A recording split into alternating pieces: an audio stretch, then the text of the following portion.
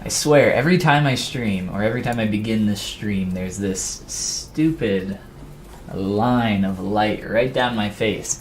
I used to have some curtains up over these lights, or not these lights, these windows, to block out the sun, but it just ended up getting too dark in here, and I didn't really like it. It was too dark and dreary, so now I just kind of have to deal with the stupid light shining on my face.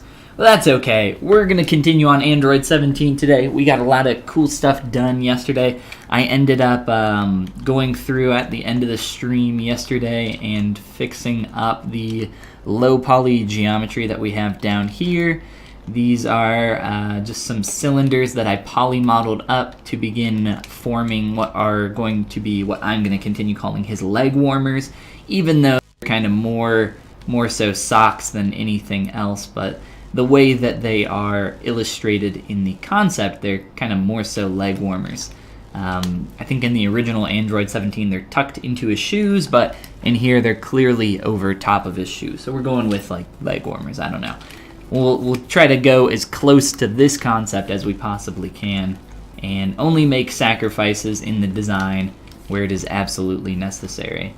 So some of those places would be like back here on the scarf. We have to kind of taper in the shape, or scarf, not scarf, bandana. We have to kind of taper in the shape towards the back of the neck to get that to tie properly. So that's one of those areas where maybe we can't exactly have it be as thick as it is in the concept. So we're trying to stick as close to that as possible. By the way, if I didn't mention, I feel like I never mention who I am anymore, but I'm Ben, or you can call me Follygon. Either one works.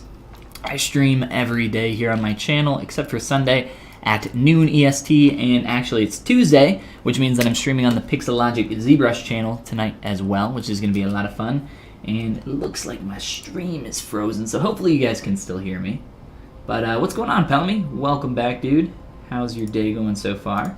Let me make sure this is okay here. It's kind of freaking out on my screen. Whew. Alright, cool. It looks like it's fine. I'm not sure what's going on here. I think I just need to refresh. Alright, cool.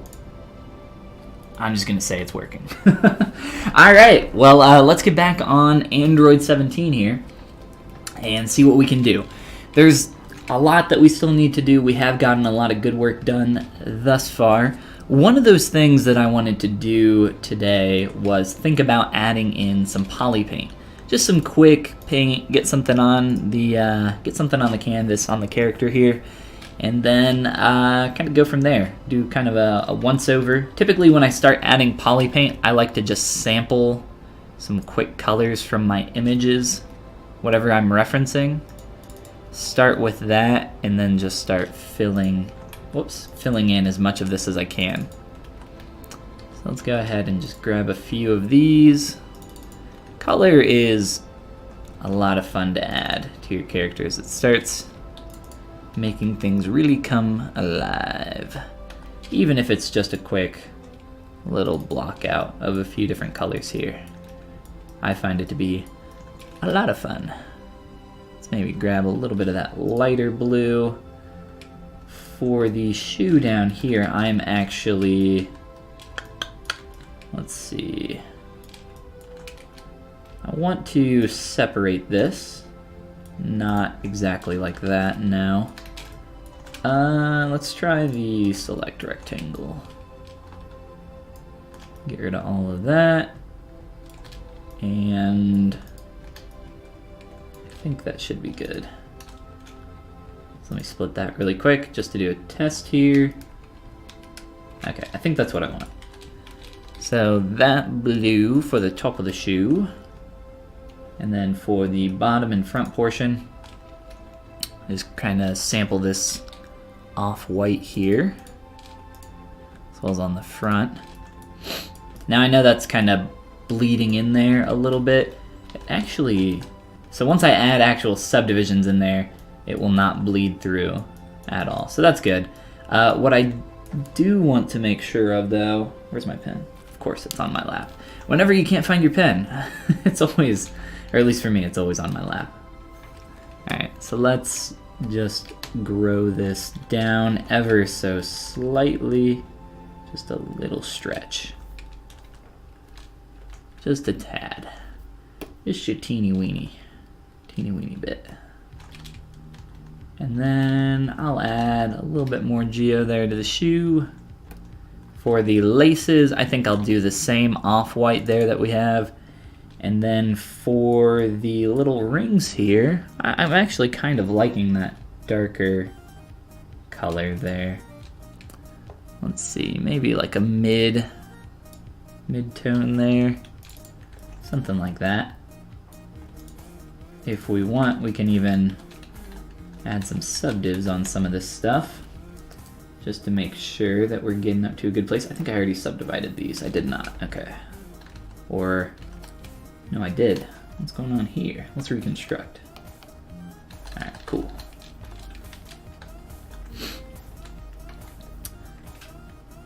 And some subdivs on this bottom piece as well, just to make sure that's shaping up nice and neat. See what that's starting to look like. I think there's still some proportions that we can change there. That's what's also really great about starting to add color to your character, is that it really helps you figure out proportions pretty quick. Lets you know where there are some areas where you can make some changes. Just in general, it's nice to start blocking out colors to figure out as much info as you can. Let's see, kind of like a little bit of a darker brown there maybe. Probably paint this up a little bit. Maybe get a little bit of an in-between on those two. So let's try like a 15%. Try to find a little bit of a nicer brown. Yeah, something like that. Let's see, his belt. I can't really see his belt. So I think probably just make his belt here. I don't know. We'll just stick with that brown for now. For the buckle, my mouse is too sensitive. Let me just grab that color there. Fill that in. And then for the red portion, could try just taking this piece here. Here, I got an idea. So I've duplicated my belt buckle, and then what I'm going to do is just delete everything. Everything except for that middle area. Just so we can create a quick, nice color block out for this. Make this as simple as we can, so it'll just be a single polygon. Select only that. Delete everything else. Ooh, got one little straggler there. I'll use the Z modeler brush to delete any edges. And then I just have this plane, and I can just kind of move this plane out a tad, just a little nudge. Sample that red color. Gotta use my pen. Fill that in.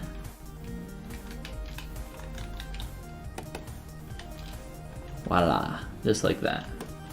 Now we could actually, add some thickness to that if we wanted to extrude it. It's really, I'm just doing this so I can get a quick little color block out there and still keep that low poly. Because poly paint is applied to the vertices and not the faces, it's going to create some stretching there in the color, and I don't really want to deal with that.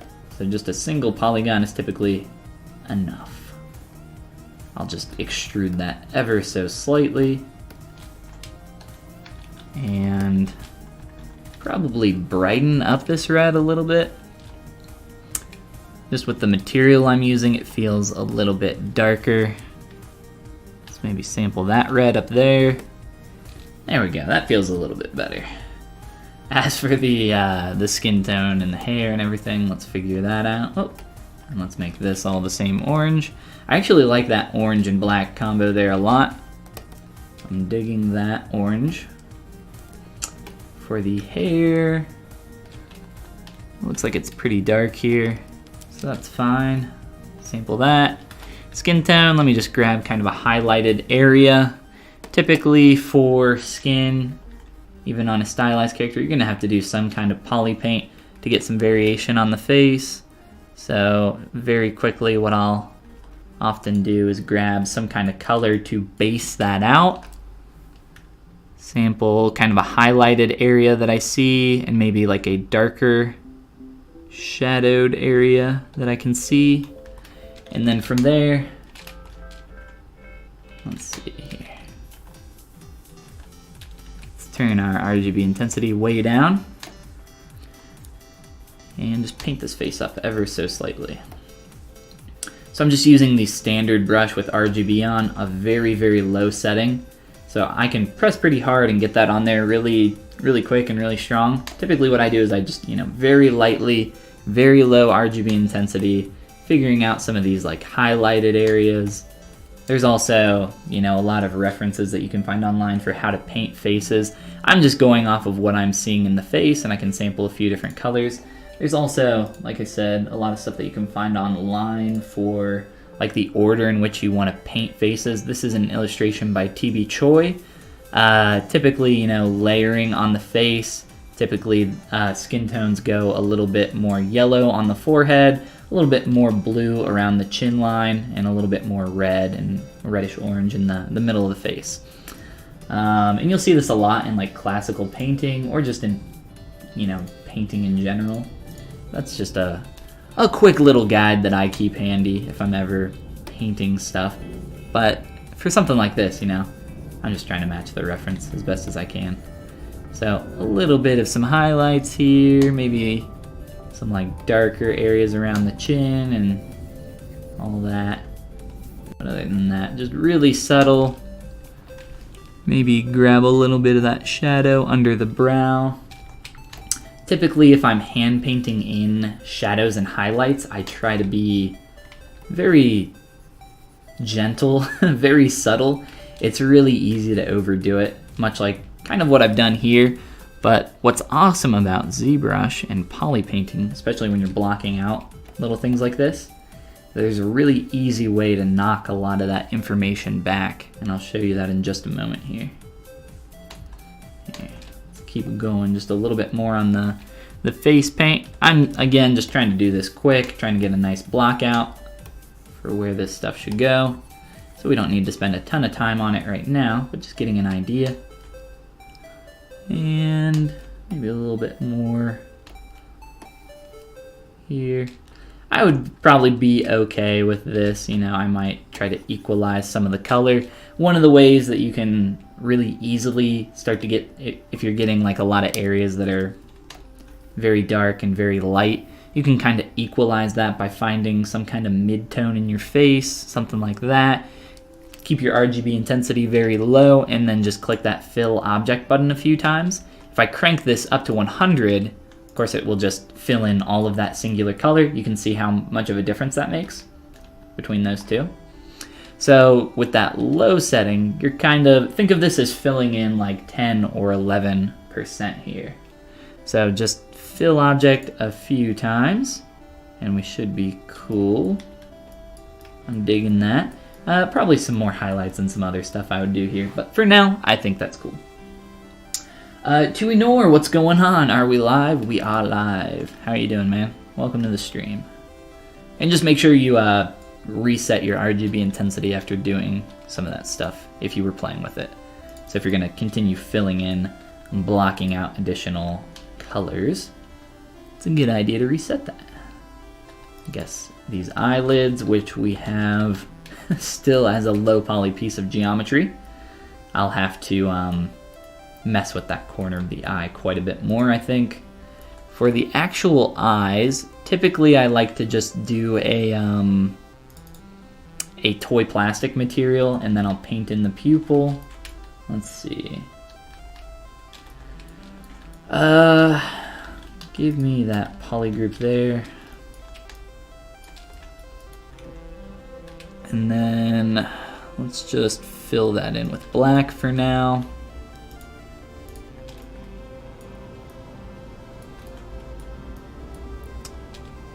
Let me see what the toy plastic looks like. Oh, whoops. What's going on here? Material's messed up.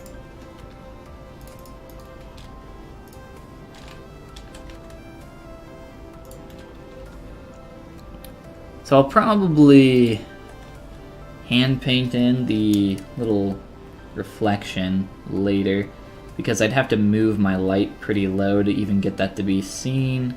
So if I'm just trying to like visualize what this is looking like, I typically like to see the highlight in the eye, even if it's, you know, just something simple like this.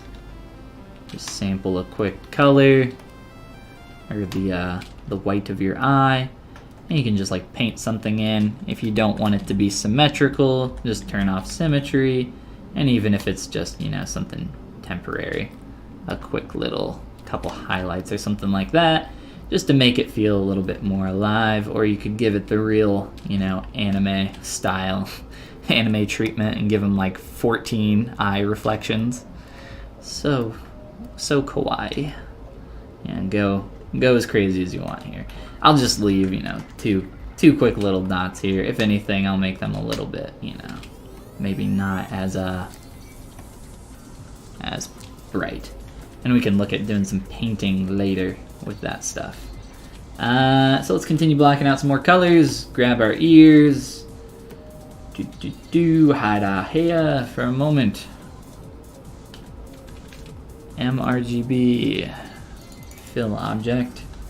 We will be needing to merge our ears and our top eyelids into our head eventually, but we're getting there. Like I said, this is when stuff really starts to feel like it's coming alive, once you start adding some poly paint, some color. Let's continue to add some more stuff here. I kind of want to lighten the skin tone in the face.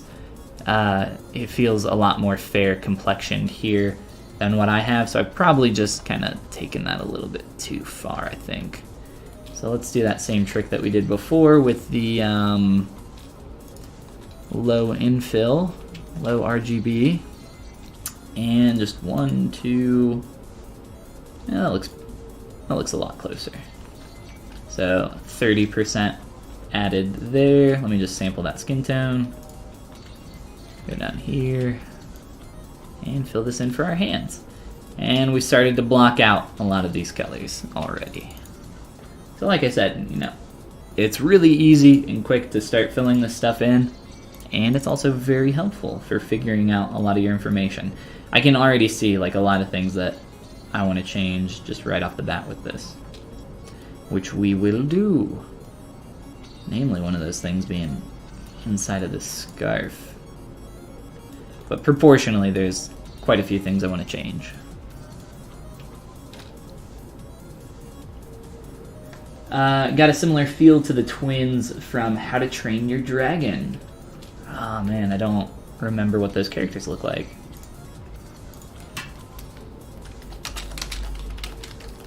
Are they very lanky? Yes, they are, they are. I do remember these characters. Very long boys. Long boy and long girl, that's right. Actually, a lot of these characters from this film in general are very tall and lanky. Lanky boy. But yes, they do have a, he's got kind of a similar feel. It's actually something that I see a lot in stylized characters. Really just having these incredibly thick lower legs. I notice it more and more.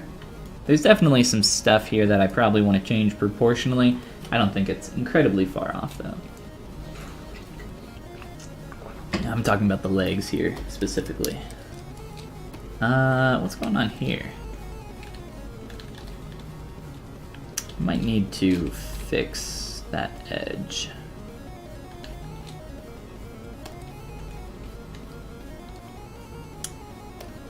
Let me just see something real quick.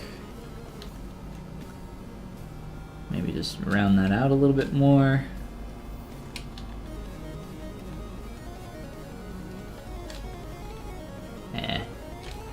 Looks a little bit better, but I'll mess with that later. I also, I guess, can, you know, maybe give this little sphere button a different poly paint color. And we'll mess with all that more a little bit later. Cooking Milk, what's going on? Turning out real nice, well thank you. Yeah, he's, like I said, he's getting there. One step at a time. We'll have to make quite a few changes here in the face. But before we get back to the face, let's see.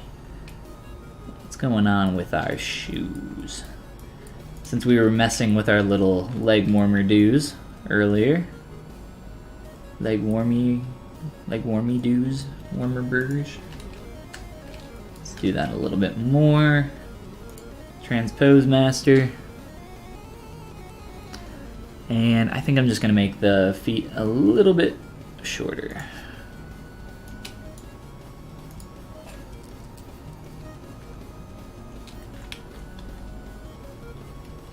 Let's be careful here with our mask. These are separated now.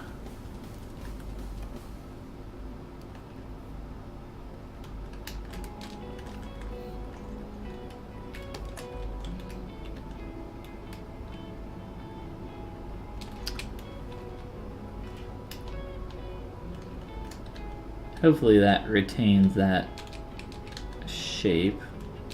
I guess we'll find out. I think I just want to actually slide these back. So the shape of my leg, right about here as it transitions, starts curving back. I want that to be a little bit straighter.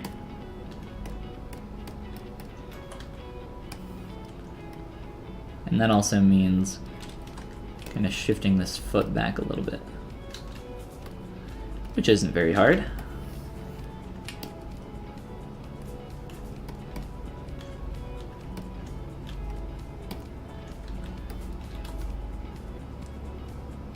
That's just gonna help with how awkward that was feeling towards that bottom area.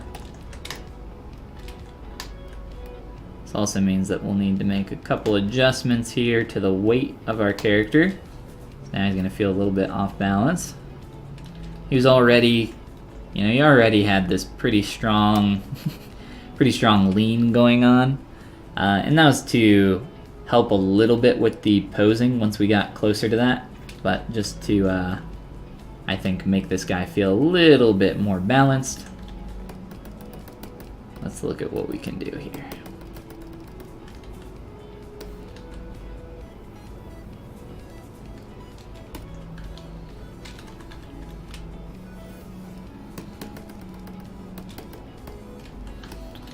Doing a little bit of sliding.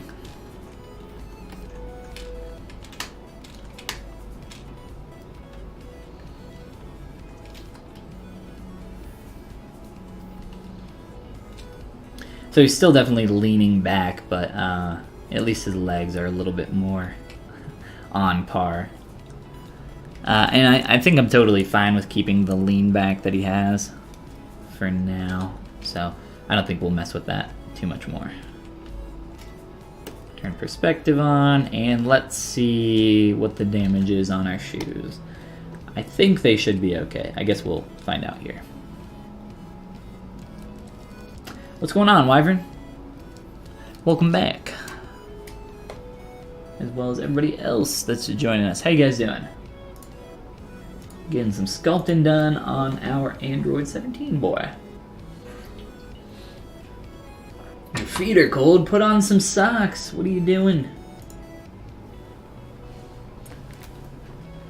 Is that done? Yes. Alright. Let's see here.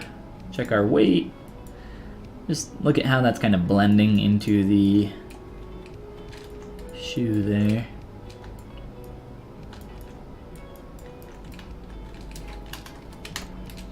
And I just want to play with this shape a little bit more. I'm probably going to need to turn this edge a little bit faster, or actually instead I could probably delete this edge loop. See how it's getting so pinched here?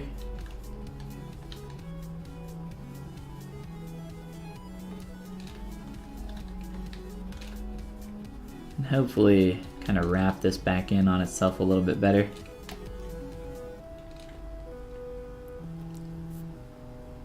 if I can, move infinite radius edge loop.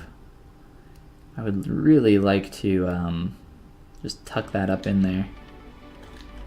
It's just getting so pinched over here. Which is, you know, not the end of the world, since this is down here on the bottom of the foot, right around the ankle. This isn't seen incredibly well. People aren't really too much into inspecting your feet for your characters. People really aren't too much into inspecting your characters in general. But if it's something that they can notice on a first read, typically that's not good. I would say this is like a tertiary read kind of thing. It's probably not going to be noticed by anybody.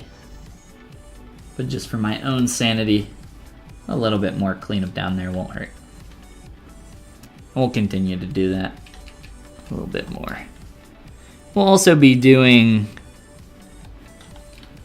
some changes to some other stuff as we continue forward. Let's see. A little bit darker. Somewhere around there.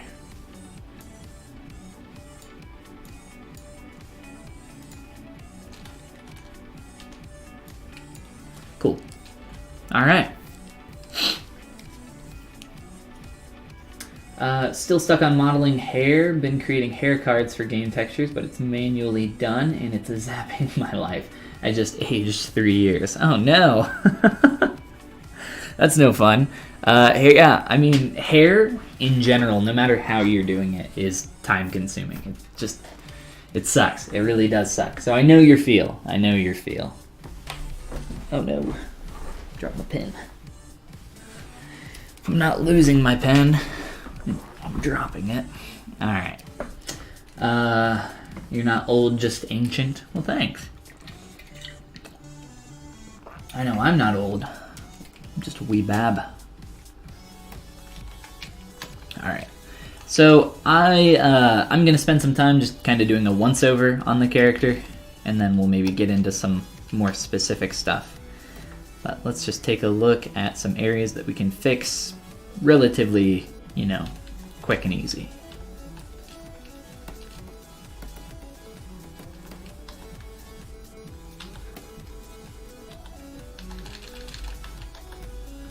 Stuff like actually giving this guy a sleeve for an arm to fit through, right? That's kind of important. And it doesn't really need to be that deep. Since I typically think about stuff for production, for physical production, I like to think about like thicknesses for this kind of stuff. Kind of hard to see because of the color. But so if I'm creating like a little inset for a sleeve or something, I'll typically taper it. And the reason why I'll do something like that is, let's make sure we get double on. So if we look at the hollow of this, it gets really, here we'll even look at half. It gets really thin in these areas, and that's not super great for any kind of, you know, molding, printing, any kind of physical production practice. But when you taper that shape so that the negative infill, so that the negative infill is a little bit thinner for, you know, a shorter amount of time, shorter amount of space in here, that's a little bit better. You can get pretty thin, and you can even get below your minimum thickness a lot of the time if you taper a shape, or there's a few other ways, but if you do it properly. There's some other tricks you can do with like drafting and some other stuff, but this is just kind of a thing that I like to do to keep in mind. And it's not even, you know, visibly noticeable. It still makes it look like a full sleeve. There's no angle that you're gonna look at this and be like, oh no, it's not actual physically modeled shirt the way it should be. It's fine. I like to keep my meshes solid.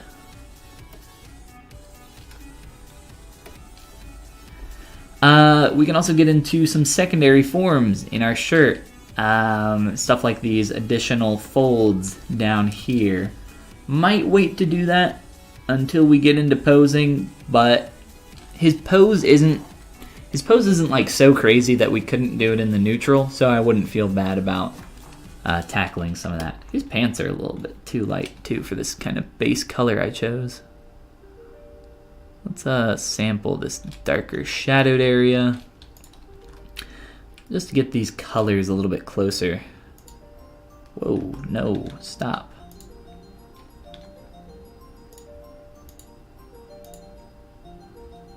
That feels a little bit closer to me.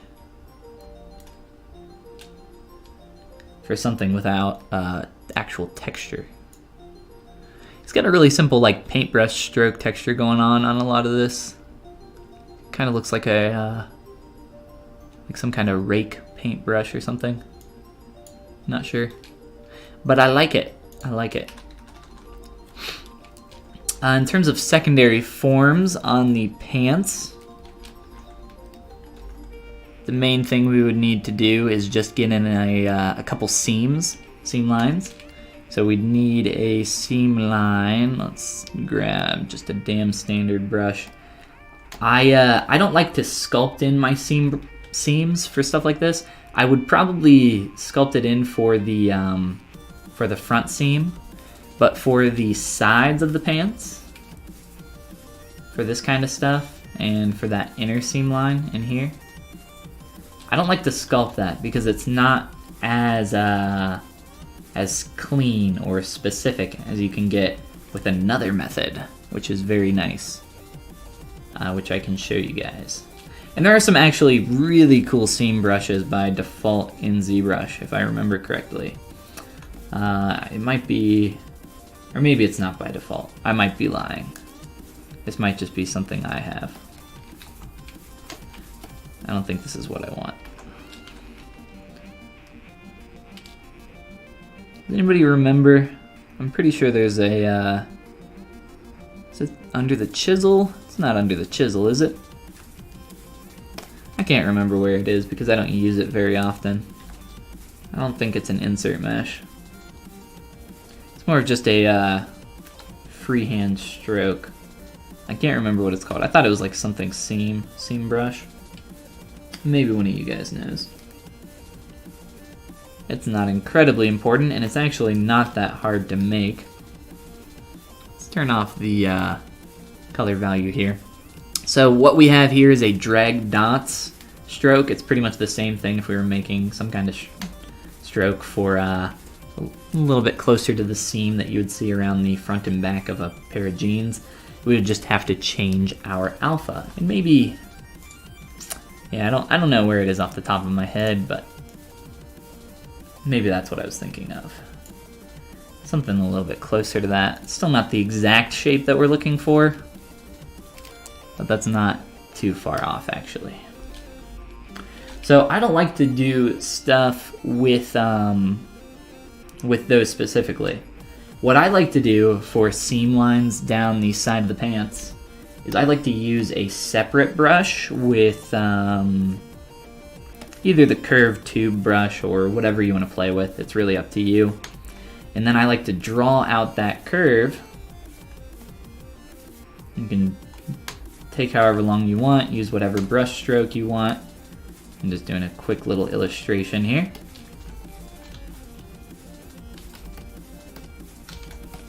And then after you draw out all your curves and have that all set up, what you do is you set your curve stroke to negative, turn on live boolean, and smooth that up. Like I said, figure out the size. This is just for a quick little example here. Play around with some of that stuff. And then you can get a really nice clean seam line that you can adjust on the fly. You can add additional texture in here. You can make it additive instead of subtractive if you want. Right now I'm just using a subtractive boolean, but all sorts of really cool stuff that you can pre-visualize with live booleans. Whoops. I'm going to delete that for now. We will return to seam lines on the side of the pants a little bit later. I don't like to do some of that before posing. Typically it's a little bit easier to do after posing. Probably under IMM gun. I I'm gonna guess no. It does have, oh yes, the hair cards. The hair cards do suck. I feel your pain. And I feel this York peppermint patty that is delicious. As long as I have my chai tea and York peppermint patties, that's a good day. Actually, as long as I have chai tea. As long as I have chai tea, I'm always in a good mood. Alright, so down here, toggle off our hair. So there's a chance that we would be able to see inside of here. So I want to make a little bit more of a neck hole for our shirt. Turn some of this stuff off. So to do something like this, I will duplicate my shirt. And remember when I said, oh, we're not going to need this body? Well, it actually would have came in handy right about now, but that's okay. It's really not hard to redo something like this. Especially since I only need probably like the tiniest gap here to make this visually read well. So let's just transparency mode, and we will scale in a little bit. Just ever so slightly. And like I said, I only need like literally the smallest section possible up here. Just something to hold some of this form. You can even, cut this up more. Don't really need a lot here. Let's turn off transparency. And then we have a few options for creating the hole in the shirt. We could just mask it off and pull it through that way. That's probably the easiest way to do it. But if you wanted to get a little bit more exact to the shape of the neck, you could boolean out that shape. I don't think that's really necessary. So let's maybe just turn off a few extra things here. Maybe turn off the color there.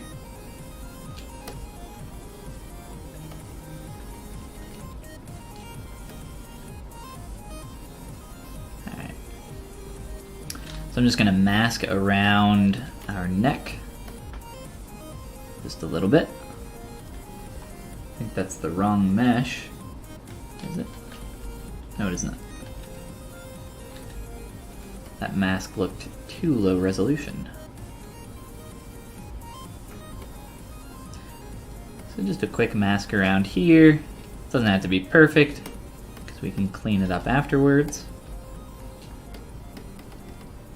Something like that. And then just a quick pull in. Turn off transparency. Turn our head back on here. Grab our little extra chest piece. Fill that poly paint in. And turn our shirt poly paint back on.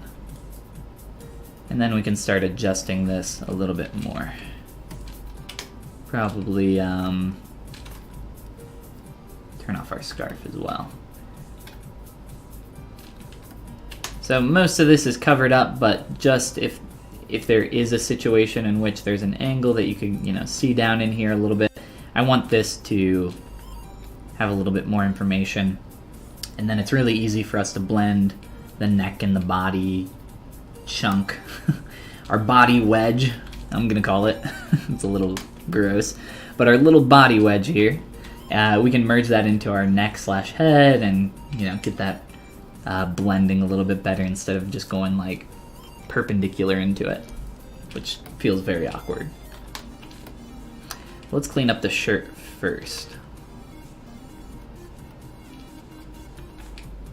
Indie Respawn, what's going on? RIP in peace.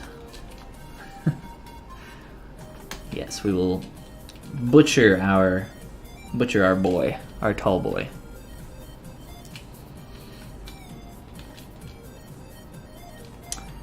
And then for this shirt, you know, I do have some decent geometry set up here.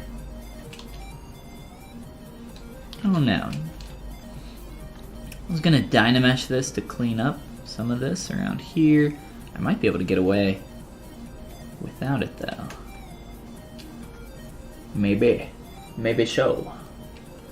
Let's do a proxy. Or you know what?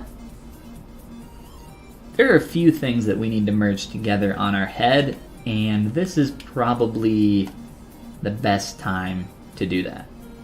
So we need to merge our ears to our head. We need to merge our quote body wedge together, and possibly our I'm gonna keep the top lid so that I can make that. It's gonna be easier to fix this area in the corner of the eye, so I'm not gonna do the top eyelid yet. But I will merge our ears and our quote body wedge, which is just so much fun to say.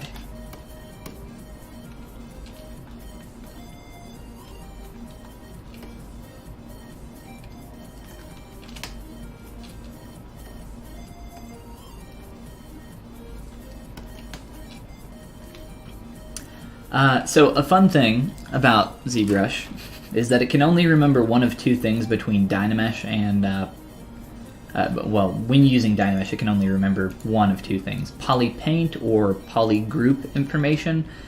So in this case, I'm just going to have it remember the polypaint because I don't need these polygroups in particular. So I'll just go ahead and Dynamesh this all together because I have the polypaint marker checked up here. It will completely remove our polygroups. Boo-hoo, sad day, but that's okay. We really don't need them. And then we can work on blending a lot of this stuff together. Because really that's the only thing that I could call this is stuff. Bunch of gross junk. So this will take a little bit to clean up, but it really won't be too hard. Let's maybe pull in around here. Maybe just get that feeling a little tighter around anywhere in the neck here. I think that's fine in the back. Like I said, it just needs to be like really kind of minor to make it feel like there actually is a shirt hole there, instead of just kind of right into the shirt like it was before. Felt very, very strange, very unfinished. I'm just using a trim dynamic brush here while holding the Alt key to kind of blend between these quick little transitions. I'm really not going to do, you know, anything else here other than this probably. Such a small area that's probably never going to be seen, so I'm not too worried about it. Plus, just kind of keep it clean. Won't even think twice about it. Is it then possible to recreate groups with mask by intensity and then group mask? Yeah, absolutely. In this case, I wouldn't use mask by intensity because there's no extremely, you know, there's no huge difference in the value of the colors, so it wouldn't really pick up too much on, you know, the different intensity, which I believe is the word that they use for value. Value, HSV, you know, hue, saturation, value. Value is just the differences between whites and blacks. So because there's not a huge value range on this face, probably we can even test it, but mask by color and then mask by intensity, right? So it's really just kind of picking up on the highlighted areas here in the face, and it's doing a really kind of, it's doing a good job of what it's supposed to do, but this is not the type of masking that I would use for this, in this case. Let me see something here. I can't remember. Oh, you know what? Let me see. Let me see this guy. Where's our Android 17 face? He needs some eyelashes, is what he needs. And with that, his eyelids might actually his eyelids might actually disappear.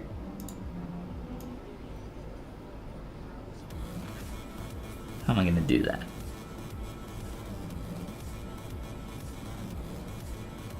Maybe I should just merge this top lid down. I don't think the expression is going to change all too much here.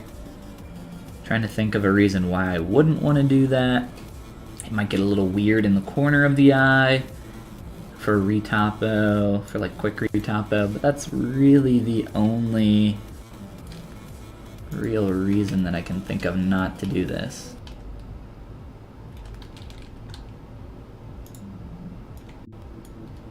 Alright, let's very quickly give this guy some eyelashes.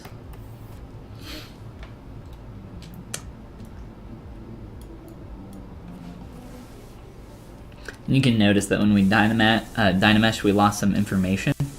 And down here it got a little funky. That won't be too hard to get back.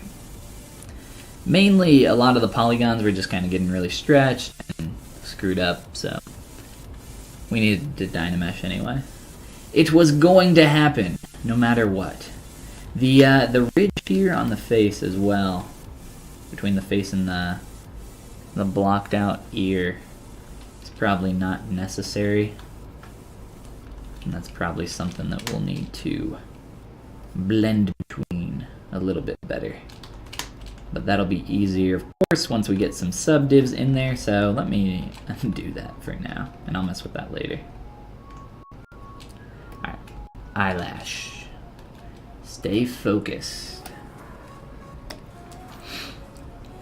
We do have a brush that we can use to insert eyelashes, but instead of doing that, because we have a piece of geometry in here that already fits this shape so well, we will use that.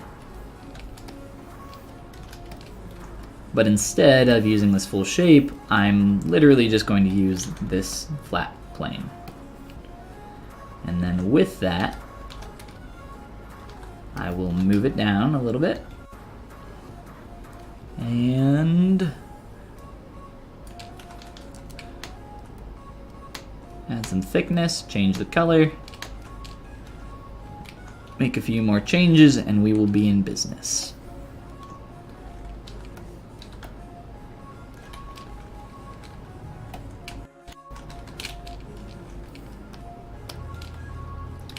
The modeler, extrude all the polygons, please. Bam. It's that easy.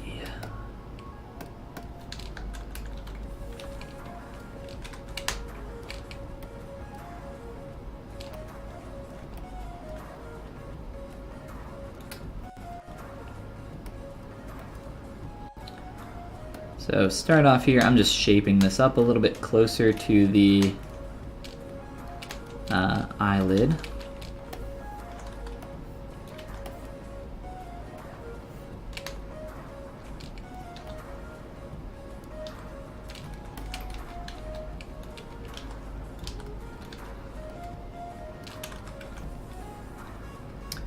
Then we can do some interesting stuff with the length here.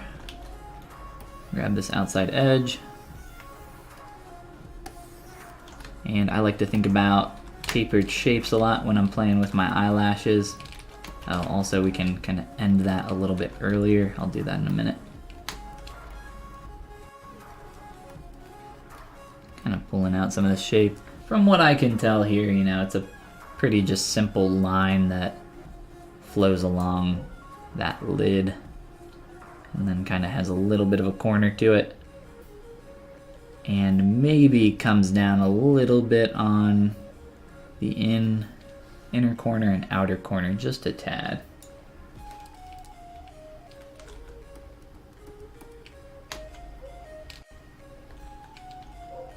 So let's end this mesh a little bit earlier.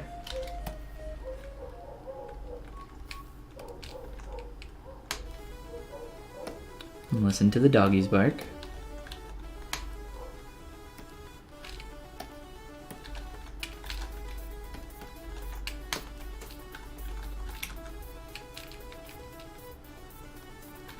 Alright, so this outer corner, we're going to pull up, give it a little bit more of a point. Let's see.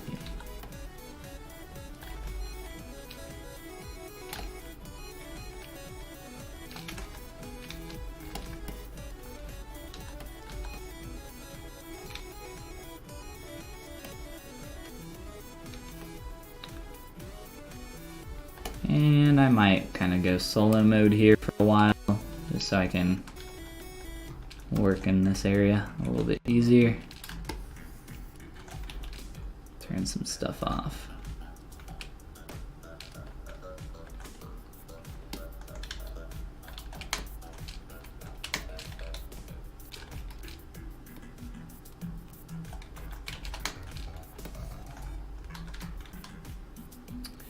Just giving this a little bit more of a point.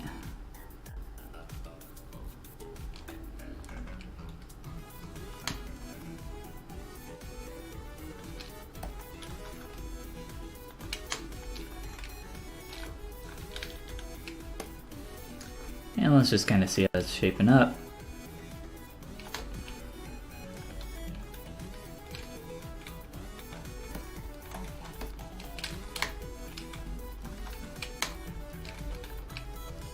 And getting a little bit too curvy, I think.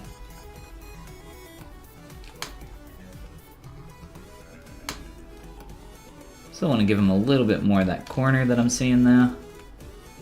Maybe just kind of shift that point.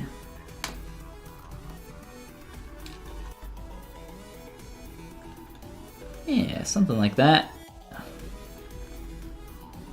Helps frame the eye really nicely.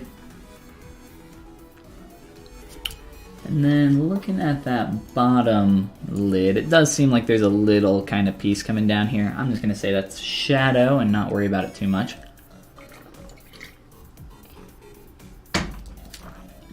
On male characters, I think it ends up looking a little bit too feminine.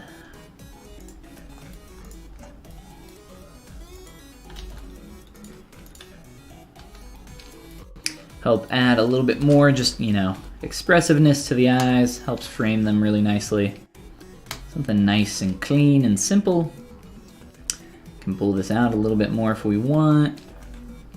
It's really up to you how far you take it. I think for now, though, I'm fine with that. And this upper lid. Do I want to merge this? Let's look at the expression here. Do I foresee any major changes to the shapes of the eye? I think small, slight tweaks would be necessary, but I don't think anything that would require this eyelid to be separate. So I think we can go ahead and merge that down, and I think we should be fine. Let's merge together. And I'll probably be blending this shape even more so than what I have right now. So I think that's fine. I do, however, want to retain the transitional edge there, this flat plane. Even though the eyelid, or I'm sorry, eyelash is covering up some of that, at least here I want that, you know, stay nice and flat.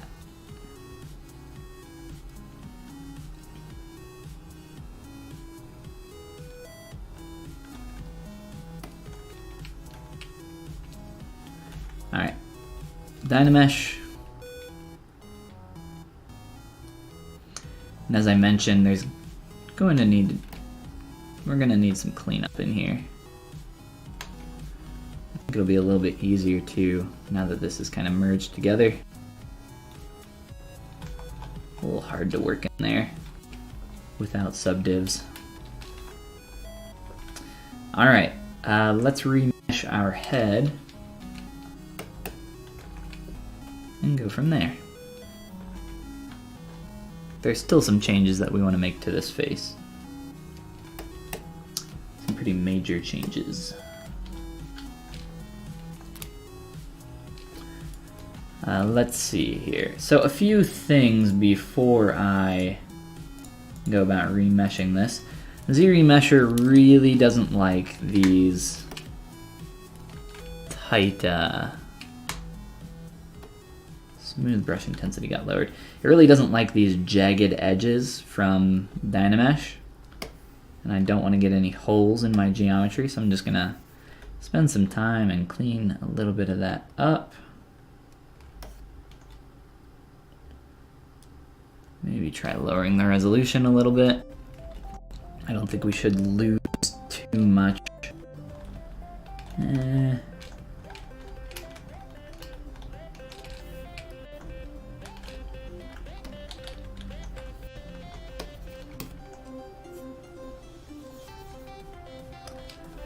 I'll just kind of clean this up with my smooth brush and Dynamesh a few times. Just to, like I said, get rid of this jagged edge. Another way, if you're just trying to get rid of this stuff, you can like trim it out if you hit the edge right. It's probably a little bit more work than we need to do though.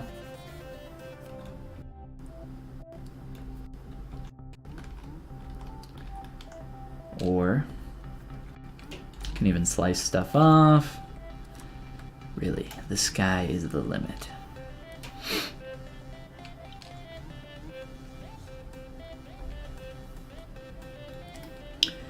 And I'm just doing this to bevel that edge.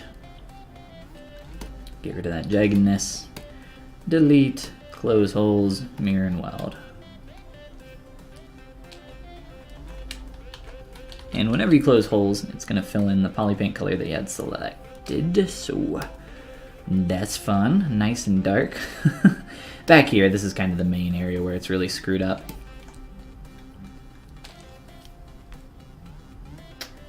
What's going on, Lail Cart? How you doing?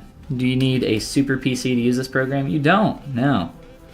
ZBrush primarily will just run off of your RAM, and then it will use your CPU for specific operations, like Dynamesh, which is the operation that I'm using right now to remesh this really quickly on the fly.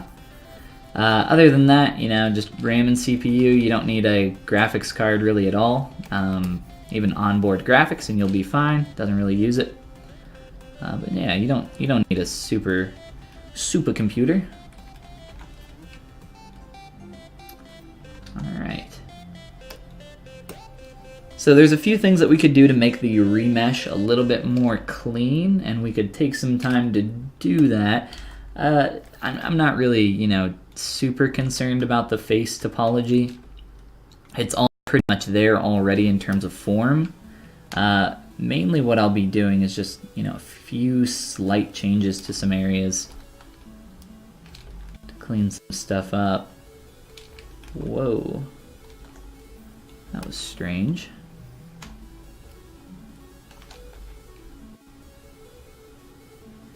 I've never had that happen before. My slice curve brush is creating multiple poly groups. Should only be creating 2. Wow, that is very weird. I've never had that happen. Let's try just remeshing this just the way it is. Try to get this out of the way now so we don't have to deal with it later. Francisco, what's going on? Welcome back. As well as everybody else. How you guys doing? How's your Tuesday going so far? I had my tea this morning, some oolong. I'm ready to go. Got my pep patties. I'm going to be streaming on the Pixelogic channel tonight.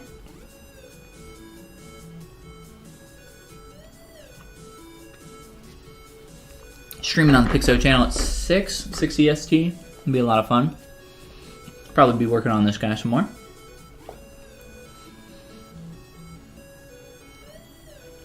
My favorite part of ZBrush is waiting for ZRemeshes to happen. 44 seconds.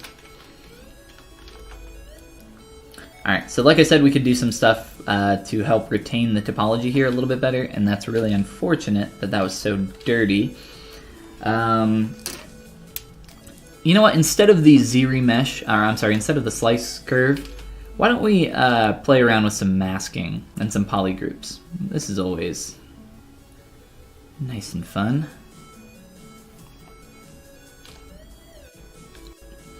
So a few shapes that I like to make in my face. Just a loop around the eyes, typically. And you can spend as much time on something like this as you want. Mainly, I just want the, you know, this isn't for animation, so I'm pretty much just getting topology to make retaining some of this form a little bit easier for the character sculpt. You know, maybe like a quick poly group around the eyes. Maybe something around the edge of the lids as well. Could do that with a, or instead of that, you know what, maybe just a, whoops, a quick slice between the eye corners.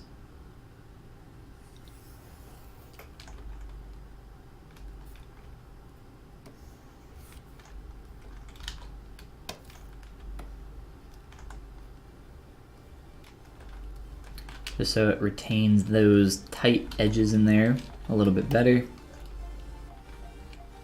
And that poly group unfortunately ended up being a very similar color.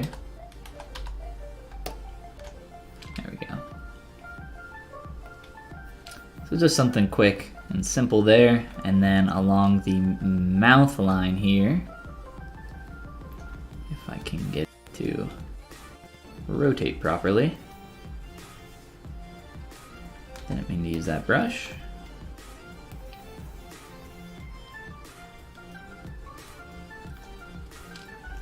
And then maybe we could make it follow the jawline. It really doesn't matter though. I'm just looking for something quick. Just a few poly groups here and there. And we're only getting 2 poly groups now, so that's good. At least that's working. Really, for the other stuff, I don't care too much. It shouldn't matter. We're just trying to do something quick. Try to retain some hard edges. And I might actually just need to up the resolution. I didn't have symmetry on the last remesh, so it should be about twice as high on this remesh. We will find out. See how it goes. Sapphire, how you doing? What's everybody up to today? Working on anything cool? For announcements, a quick announcement. I'll be streaming on the Pixelogic channel tonight at 6 p.m. EST. I'll be streaming tomorrow, and then I won't be streaming for the rest of the week until Saturday. I have some family stuff I need to take care of, got a funeral I need to go to, and I won't be around on Thursday and Friday. But I will be back on Saturday, which is our live critique sessions. I've already got a couple different things that people have sent in for this Saturday. So if you guys want to get in on that, send in your stuff now so you can be in the queue and you can get your stuff critiqued for this weekend. And if you want to get that, if you want to be in on the critique session, just email your stuff over to Follygon@gmail.com. Include your Z tool, so obviously we can import it and take a look and do some sculpting on it. And then I think that's it. And maybe just include some information about the file and your Twitch username as well, so I know who you are. But other than that, this Saturday, we'll be doing some live critiques. It'll be a lot of fun. Alright, Projectoroonies. Let's go. Obviously a lot of stretching going on, not incredibly clean, but that's okay.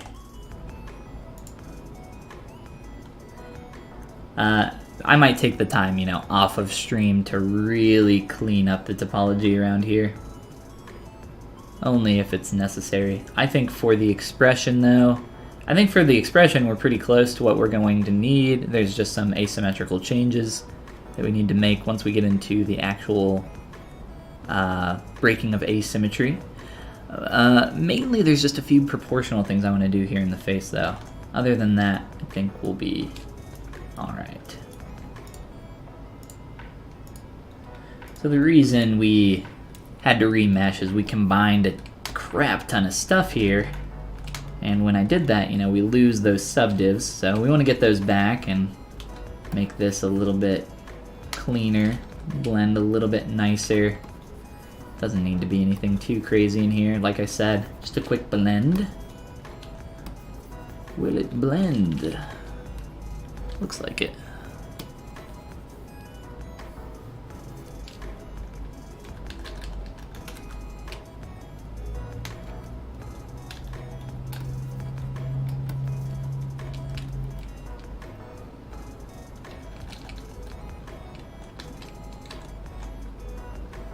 Alright. Probably some changes to the shirt as well that we need to make that opening a little bit more clean. Is it possible to recreate groups? Or sorry, that was from earlier. You have sun dots going on your face and into your eyes. Looks agitating. I actually don't even notice it anymore because it happens, whoops, so very often. Yeah, I don't even notice it. Typically, you know, whenever I stream, it just happens to be at that time of the day where it's just right there. Very nice. Tons of fun. Love it. Yes, I must suffer for my art. Thank you. Art is suffering. Now everybody's got their own cross to bear. Mine just so happens to be light shining in my face. I know, it's a rough one. Rough and tough. But I'll deal with it.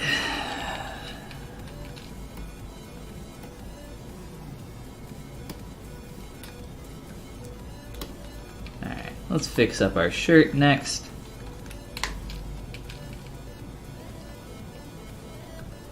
Before we make any visible changes, we have to kind of prepare our model to make those changes a little bit more clean. Take the time to really get in here and clean this junk up. Alright, let's do a quick color sample. Dynamesh, please.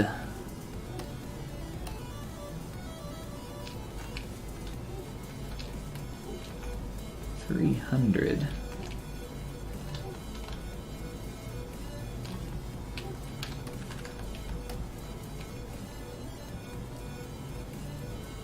Probably fine. I just want to make sure that this seam line down here under the armpit stays pretty tight. It's a really hard area to keep from getting rounded out and looking really awkward. We want to avoid that at all costs. It's probably it's probably one of the hardest areas to get right. Any kind of tight corner, like the corner of your mouth, or you know, an armpit between your fingers, between your toes. Those are areas that are just really annoying to deal with. So it's best to try to focus on keeping those really clean while you're sculpting.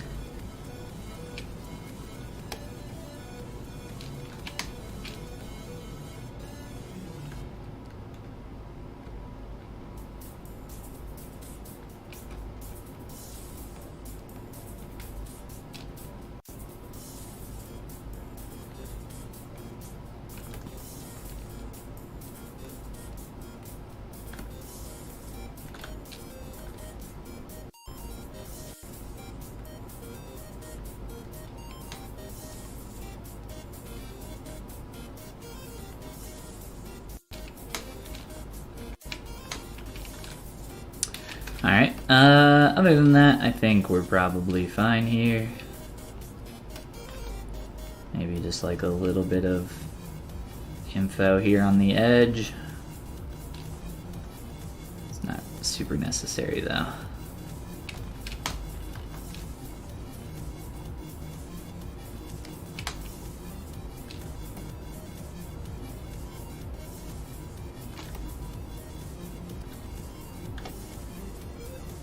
Alright. Cool, cool, cool. Let's remesh this guy.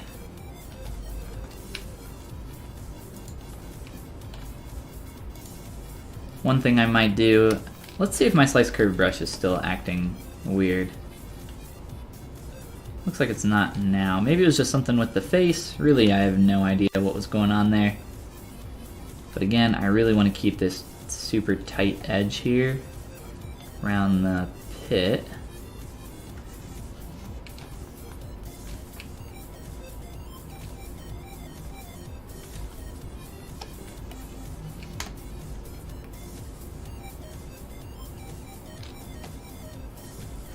Cool. Alright. So just a quick mask, and then we'll press Ctrl W here to polygroup that. So 2 different polygroups. And now when we remesh, it'll keep that edge nice and clean for us. Oh, you know what? We could also do one of those around the collar there. I don't know if it'll be necessary though. We'll just let it go. We'll see what happens.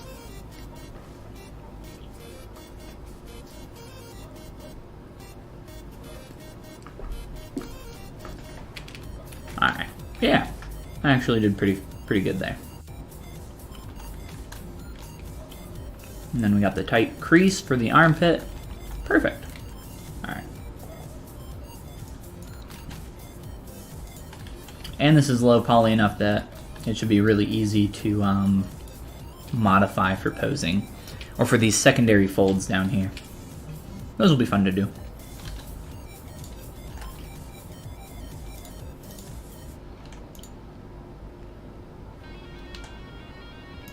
Couple quick projections, and then we will be in business.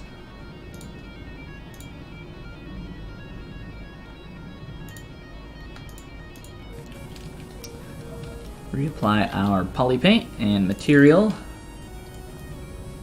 and I think we are good. Let's just make sure, turn off our hair, take a look down in here. Like I said, very minor kind of detail, but just to make sure that, you know, if there's an angle or a situation where you could see in there, just to make sure it looks good. It's all about the details. Actually, it's not. It's not about the details. The details don't matter. It's all about the big forms. Those are what is important.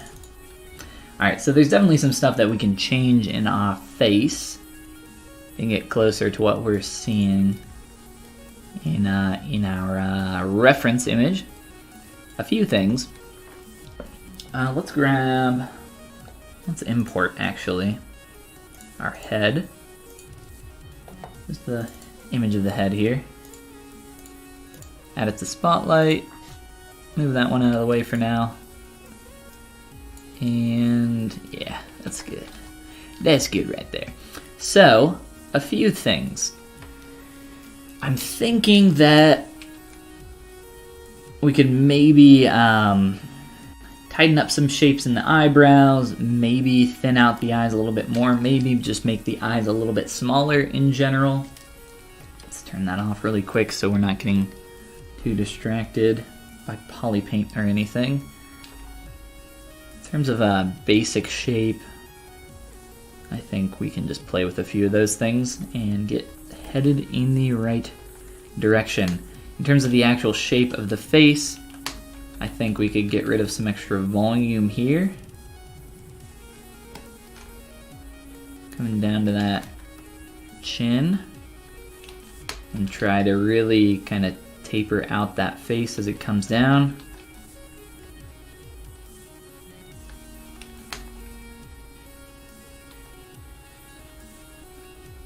Give him that good old banana face that he's already got going on. We'll play more with that as we move forward. Banana boy. And we'll have to do a lot of stuff here to the mouth to make sure that this is nice and clean. But for now, just a quick pinch in here should suffice.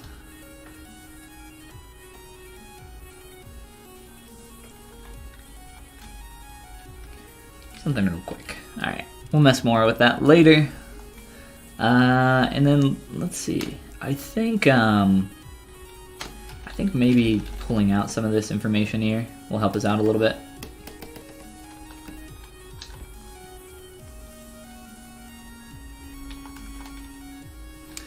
Get a little bit more depth around here in the face.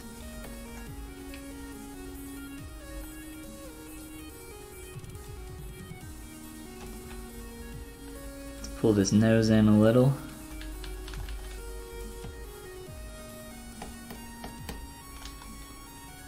I'm going to use the skew or stretch there. Let's see.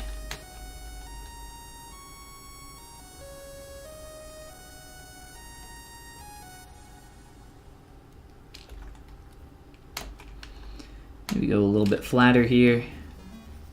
Trying to focus on some of the bigger changes that we can make to get closer. And if you guys are noticing anything that we want to change as well, please do shout it out. I've been looking at this so long, it gets, you know, tough to notice stuff. That's why I always recommend, you know, taking breaks and stepping away for a little bit. Give you some time to come back to it with fresh eyes.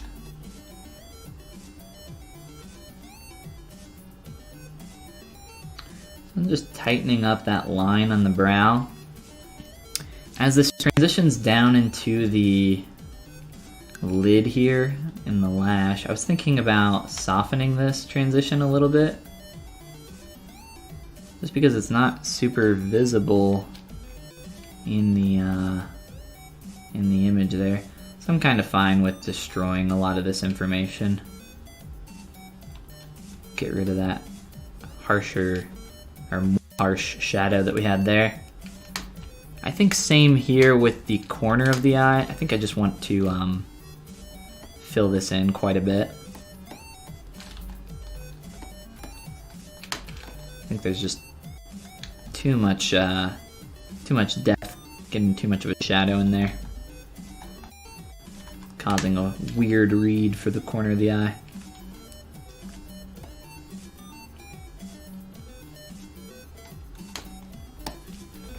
And let's see here.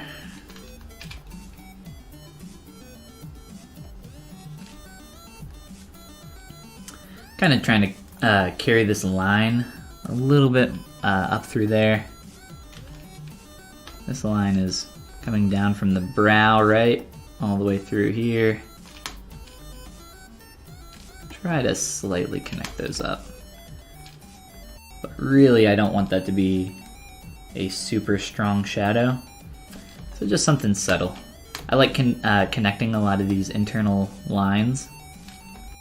Especially if you can connect an internal line to transition into your silhouette. That's always something that's really, really cool and looks really nice. And I'm not sure if I can find an example of that on this character, but if you guys don't know what I'm talking about, I can probably find a quick example over on my ArtStation.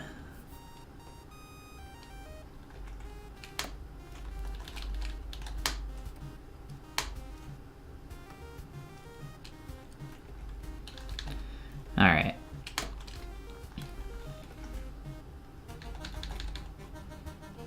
So I think those quick few changes definitely helped.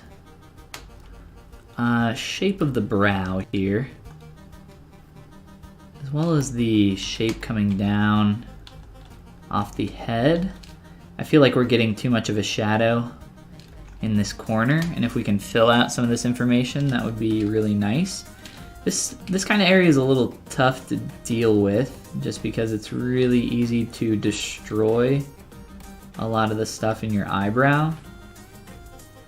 A lot of stuff that you worked really hard to sculpt. And just kind of take it slow here.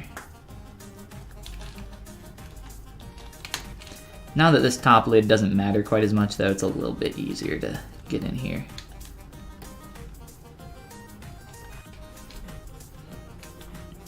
So we're still getting a little bit of a dip in there, a little bit of a shadow. That's okay. Starting to lessen that though.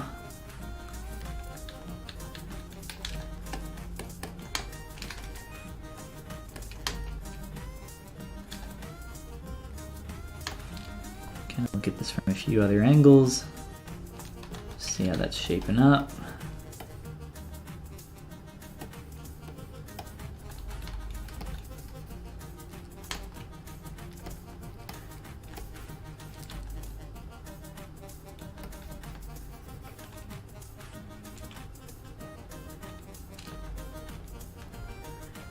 It's good in there.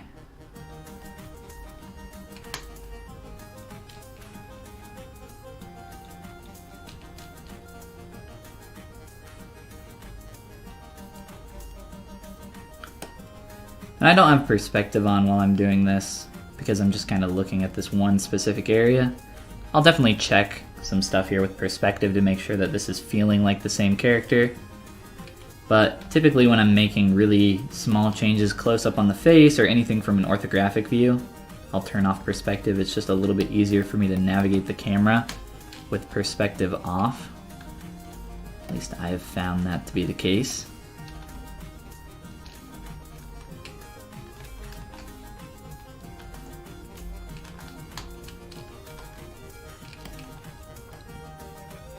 Got kind of like a little, almost a piggy nose going on. What do you guys think? Nose shape. How are we doing here? Maybe a little bit more flat on the bottom. I think that's kind of what's playing with my eyes.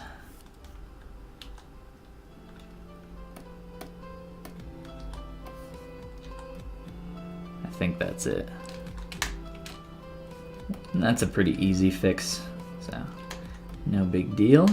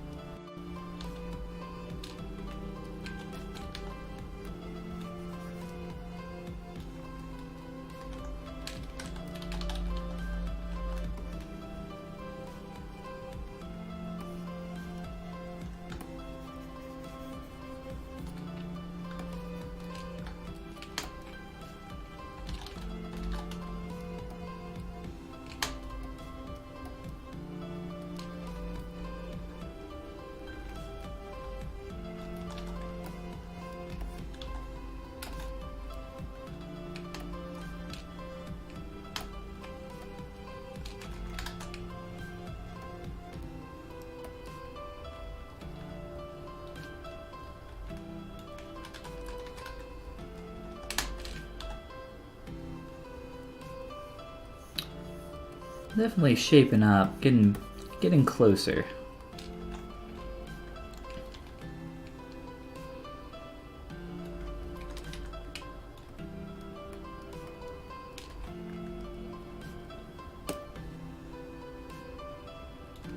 Alright, let's tilt that nose back down a little bit more.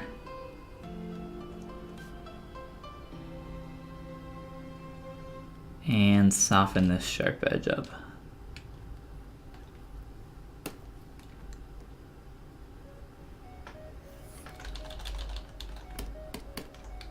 A little bit more rotate there, whoops. Maybe just move with my move brush.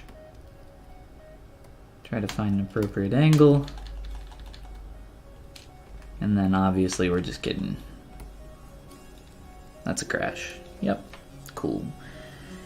How dare you use the smooth brush, said ZBrush. How dare you? Of course, of course. Well, that's fun. That's always nice. Hey, if you haven't checked it out, gumroad.com/Follygon. There's a link down below. Got a bunch of courses, tutorials, all sorts of goodies on there. Got some new brushes that I updated. I'll mention again that if you already own my brushes, there's a free update for them with about 6 or so new brushes in there. So go grab your update if you haven't already.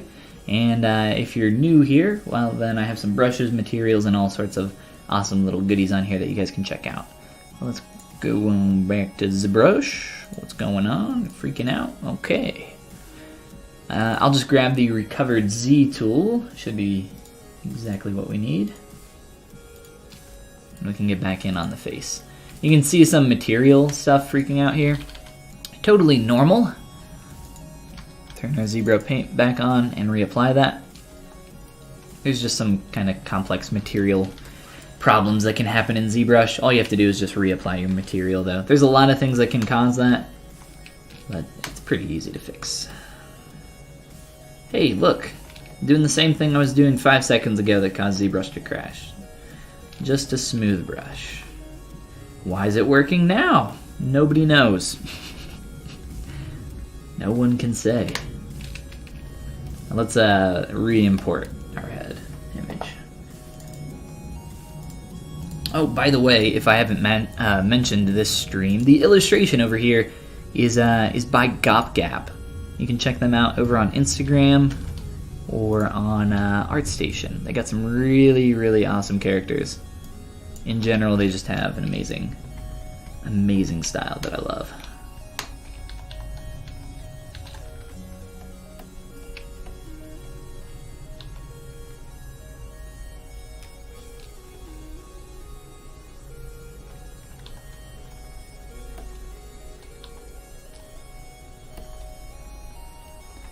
Alright.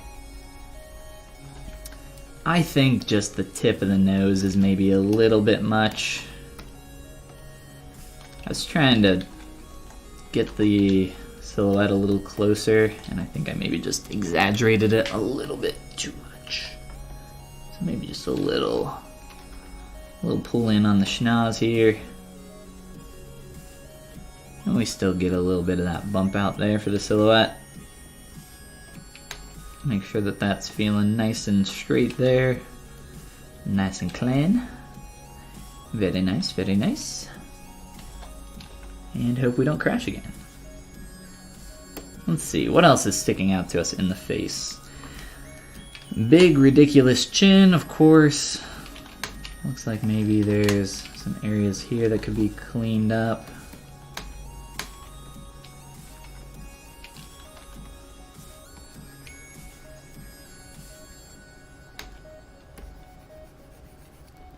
A slight little bit of pinch brush in there.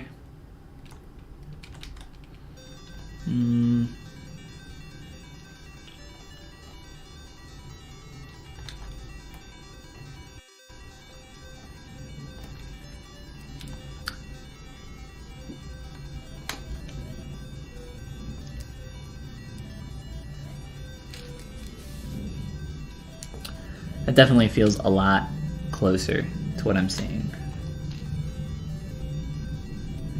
There definitely were some sacrifices that we had to make here where there's just some inconsistencies in the profile of the face, which isn't the end of the world. I think we've done a pretty good job of capturing some of that. There's maybe just a few areas here where the silhouette isn't quite as clean as we could possibly get it. So we can maybe look at a few of those as well. It's just like a weird little extra hit here.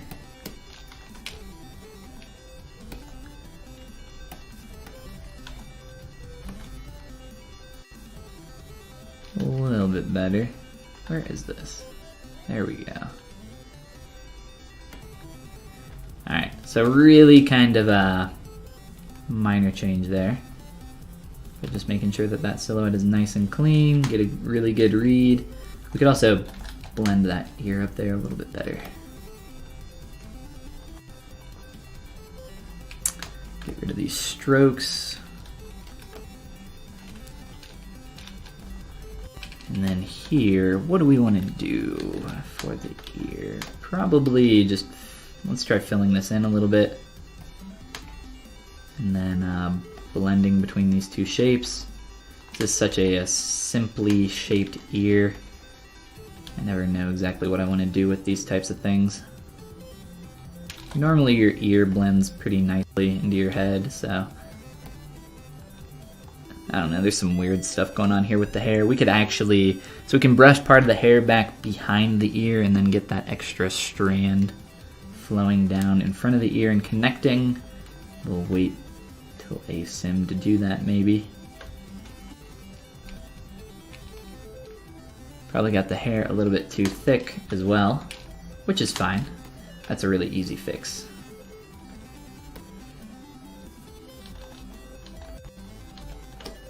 Getting some weird poly paint stuff going on. It's always fun. I'm going to turn off RGB on my smooth brush. Whoops.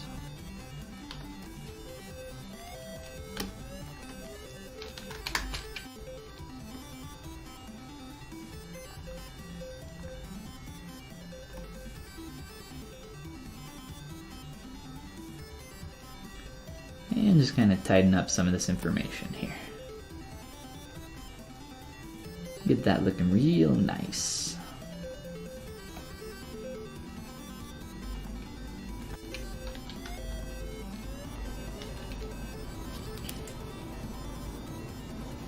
Late to the party, but looking good. Well, thank you.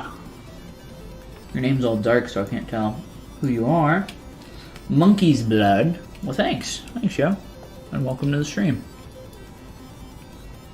You're not late to the party. There's still plenty more that we have to do here.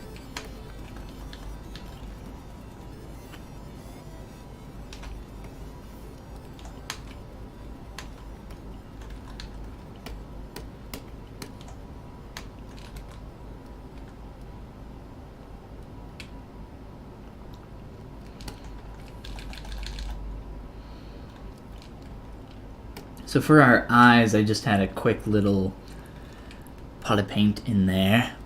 We could sample some of the colors in the eyes. Typically this stuff doesn't look too great in 3D when I sample these like off-white colors. Is that the right size? I think I could pull in on the corners of the eyes a little bit more. I mentioned shrinking the size of the eyes in general. I think that's actually incorrect. I think I just need to pull in a little bit on the depth. I've already done that once before, but I wouldn't mind doing it again.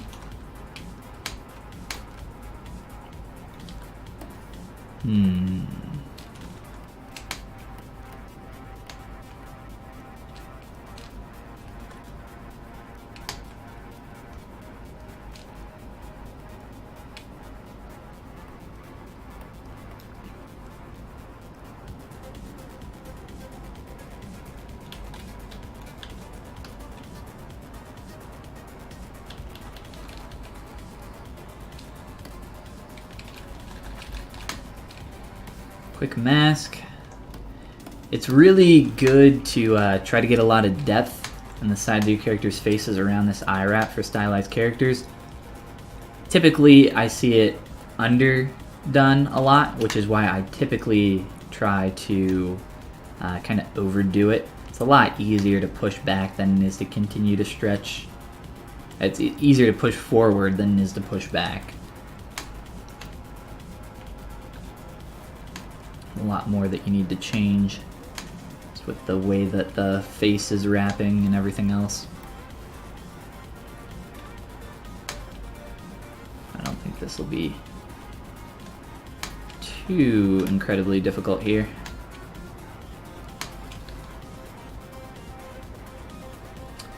Just using a move brush, a little bit of masking. No masking right now though.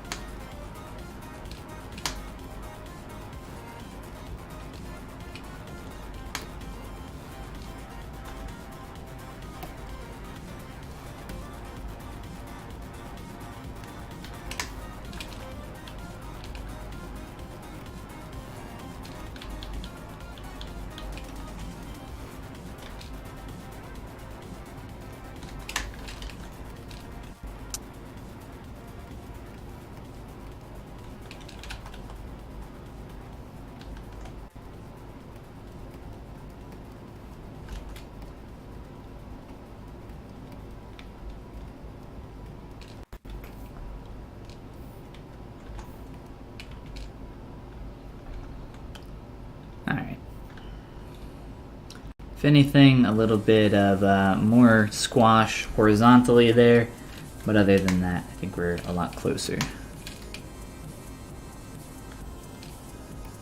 Alright, so I mentioned the eye color thing. This tends to not look super great a lot of the time, in my opinion. We can play with it though. When you copy direct colors. But you know what? Let's try it out. Let's see what we can do.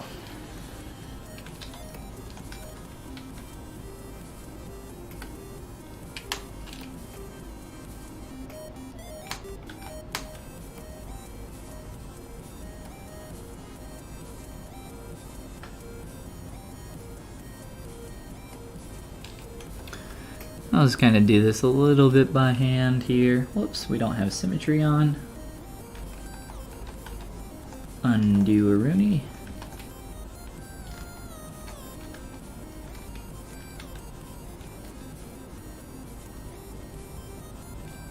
That's not the color.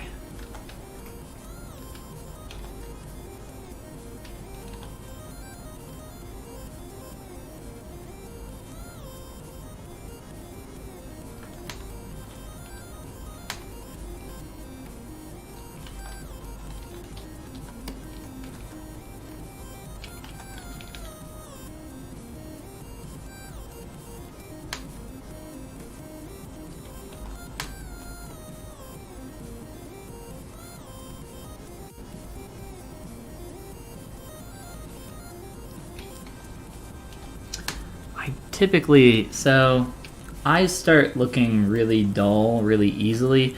Irises are typically a lot darker than what you might initially think. I like to get some kind of highlights in there for my stylized characters. Get like a really saturated color here with a really low RGB intensity.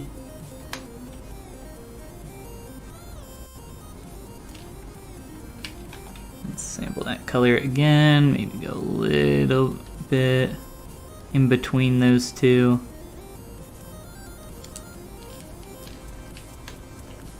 Let's just see how that's looking. You know what, let's just stick with the dull color for now. I think that's kind of okay. I do not like the sharp cutoff there though, so to get rid of that, we'll just kind of soften our mask selection out here. Sample this color, maybe just fill this in at 100 or so. Let's see, yeah, soften that outer ring just a little bit. Kind of lose the dark color that we had out there, don't we? Maybe we can put that back in. Let's see, step all the way down. I'm gonna try just selecting this outer ring here.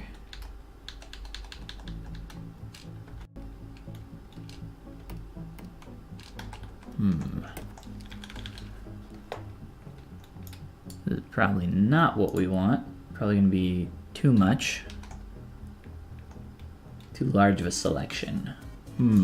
There's actually an alpha brush that you can use that is a ring that you can click and drag and pull out. It's not super accurate though. It's this guy here. I'm not typically a huge fan of this. You can maybe try it out, especially since you can't control the width of it as you pull it out.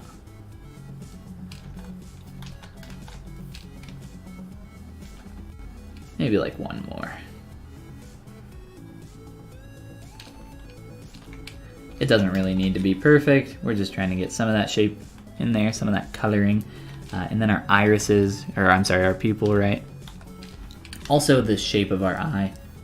If we want to get some actual three-dimensional form on that, we can do that next. Let's see here. Maybe just grab this inner area. Make sure, I'm also selecting back geometry on the backside when I do this. So there might be some color back here. Oh, there isn't. Did a pretty good job then. All right, no problem. All right, so let's go with our dark color here. Paint in some of this. Whoops, still got the drag rectangle on. Let's go back to freehand, no alpha. And then it looks like they're pretty tiny.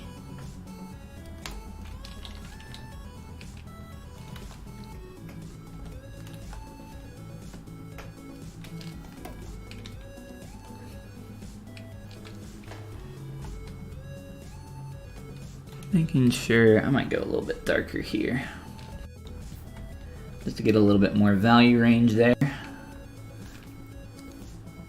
Let's go.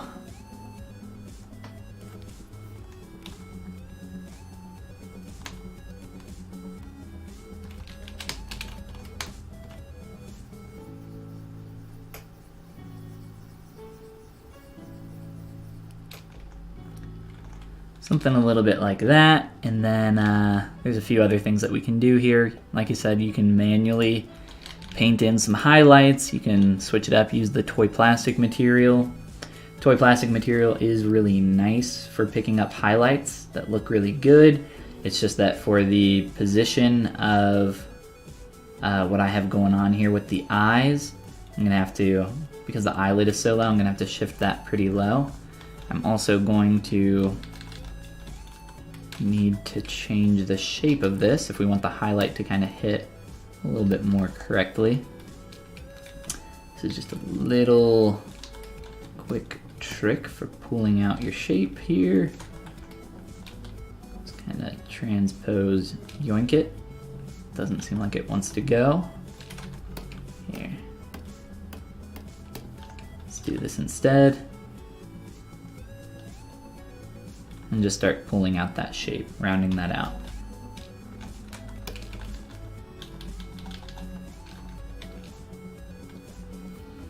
And then, so it kind of depends on the character. For stylized characters, I typically don't like to do this. I at least want to check it out. The material's kind of annoying on the face. Freaking out.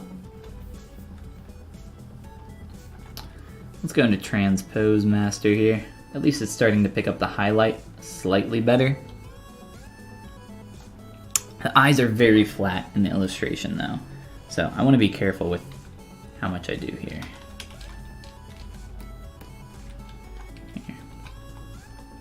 Let's take that back really quick. Before I do any of that, I want to get my eyes a little bit more neutral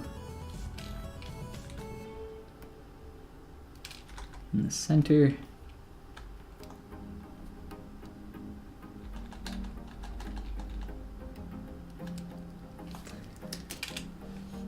He's looking like 17. Well, that's good. We're getting there.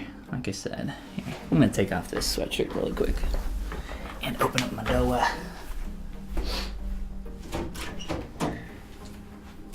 Trick is to get it nice and hot in here and then melt all at once. All right. Let's see.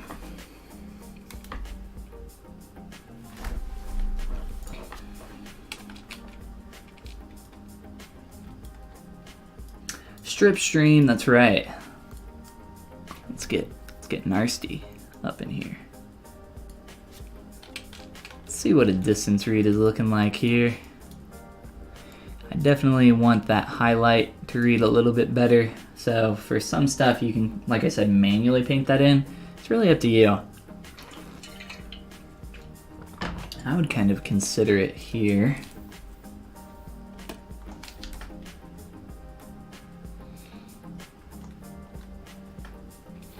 Once we get more into expression here, the actual asim of the pose, we'll be getting a lot closer to what we're seeing over in the left corner. Kind of want to pull back a little bit on his head.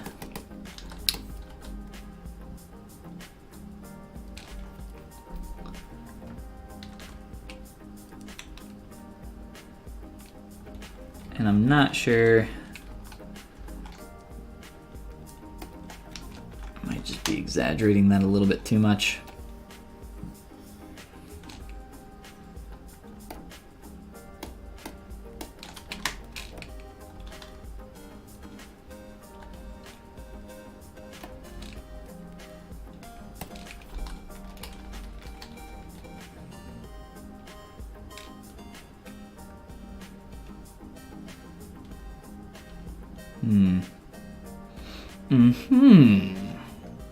Yeah, there's just some stuff that's not really really possible going on here with the hair in 3D. We might be able to cheat it a little bit more, but I have a feeling that our hair, at least the silhouette of the face, will be quite a bit different than what we're seeing there. Well, let's get back here on the eyes and focus up a little bit. What's going on, Matthew? How you doing, man? Welcome, welcome. Gamer David, how goes it? How goes the gaming?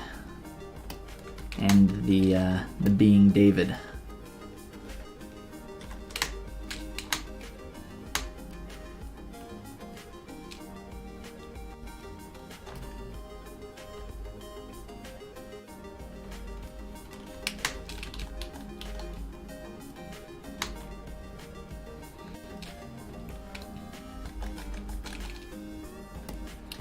Let's see what a manually painted highlight here looks like.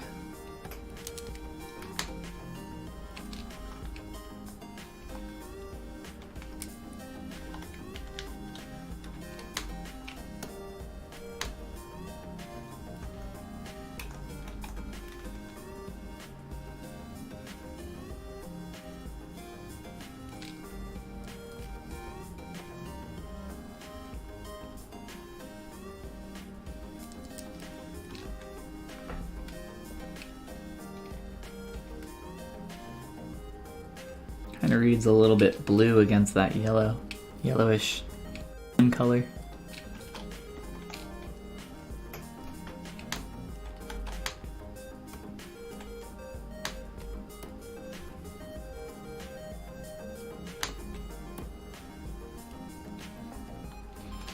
Yeah, I think I prefer, a little bit of that reflection going on here.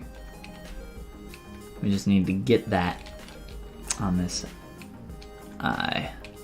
So let's go back to playing with the shape a little bit.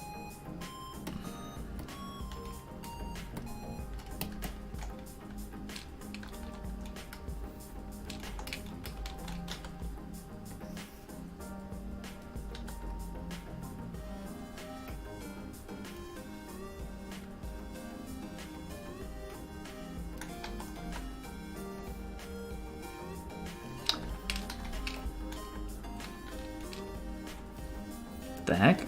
Oh, I didn't have symmetry on. Whoops.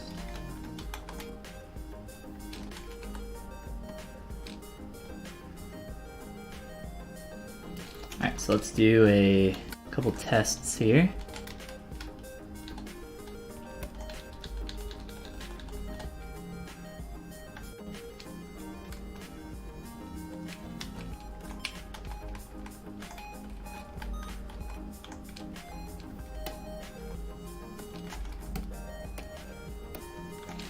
Like I said, I don't normally do this on stylized characters because I think it ends up looking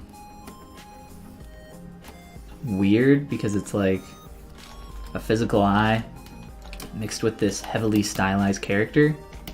It's like this weird kind of dichotomy thing going on there. If anything, maybe just like ever so slightly.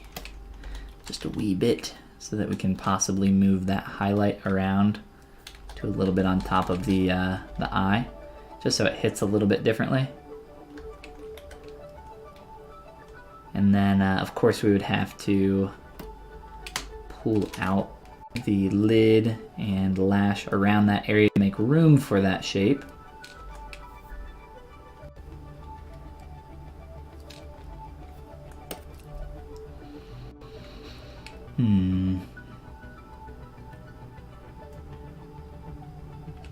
What do you guys think? I think it gets a little bit too much into that awkward in-between state that I was talking about.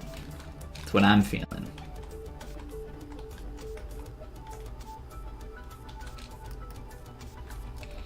Maybe not, though. Maybe it's not too terrible. Let's keep it for now, just for a little bit longer, while I play with the position and scale of these eyes and everything else.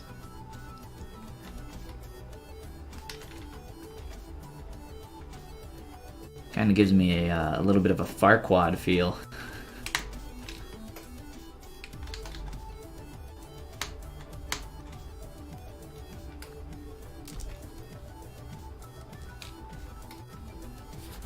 RIP alert. Is there no alert?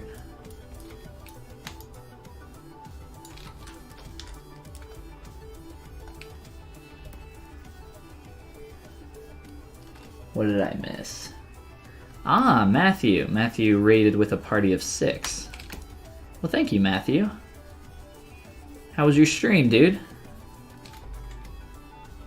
What were you working on today? Still the gorilla character? That's what I'm guessing. How's that coming along? How's that gorilla boy?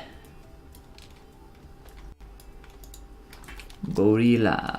Gojira. A little bit of weird flatness going on here that I need to fix.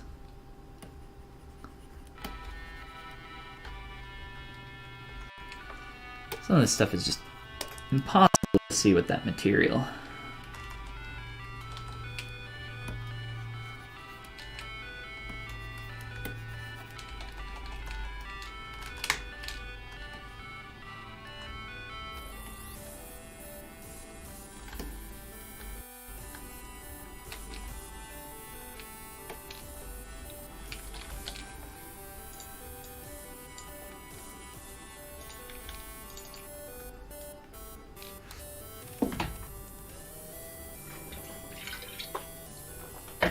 Alright, so let's take a step back for a moment.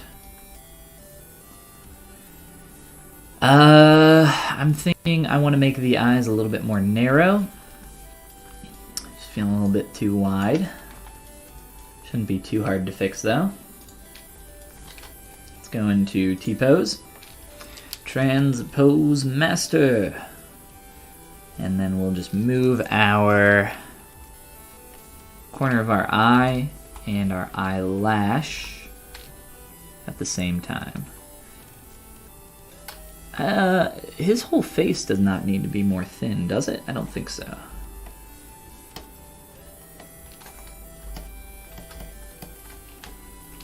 I don't think that's necessary.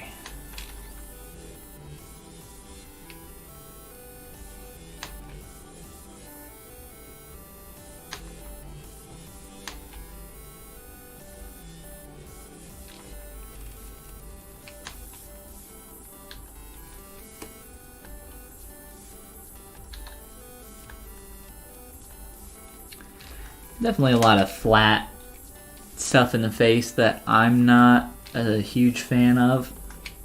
I like to get a lot of nice wrapping around the eyes, a lot of good depth, but I'm not seeing too much of that going on here, which isn't a huge deal. We just want to stay as close to this concept as we possibly can. So we're gonna do that. Let's check out that change. And then we're probably gonna have to fix a couple things here in the corner of the eye. That's my guess, at least.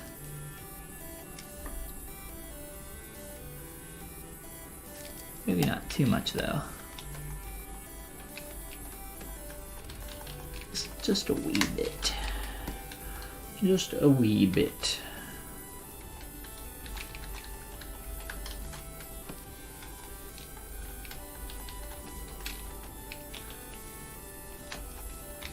A little too thick, I think, for this lower lid.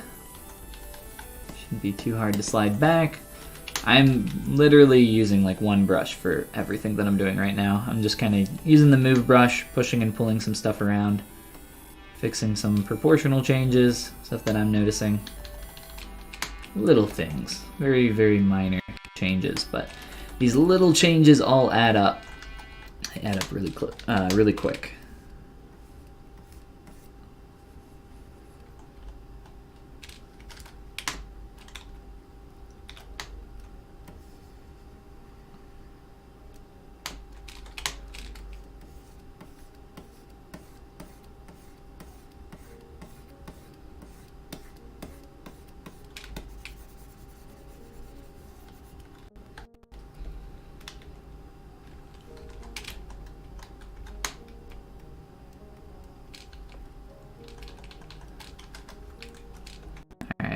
I like the roundness that we're getting here in this lid. It just gets a little too tight up here. So a little bit of a normal smooth here. Starting to smooth with the shift key, then letting go of it halfway through. Let's soften a little bit of that transition. Get that looking nice and neat. I think that's starting to work a little bit better. In terms of angle and shape, we might be able to pull back a little bit down here. Down her. Maybe a little bit more.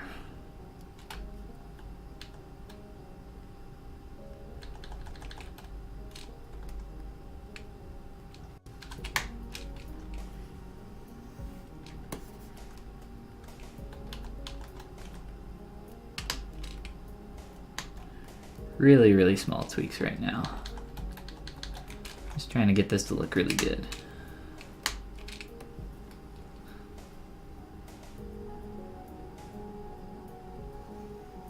It's just a little inconsistent.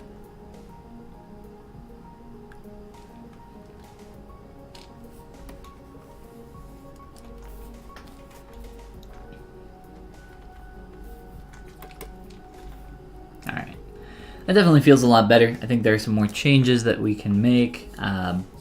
Might wait till we get into some expression-y stuff for that in the face, but that's definitely feeling a lot better to me.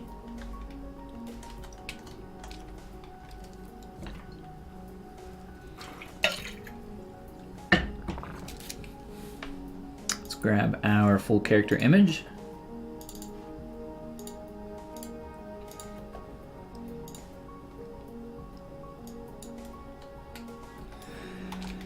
Let's see, what do we want to do here? What do you guys want to see? What do you think we should work on next? Definitely some stuff down here in the legs that could use some tweaking. If nobody speaks up, I'm just gonna continue jumping around. Which is fine with me. I mean, there's so much that we need to work on.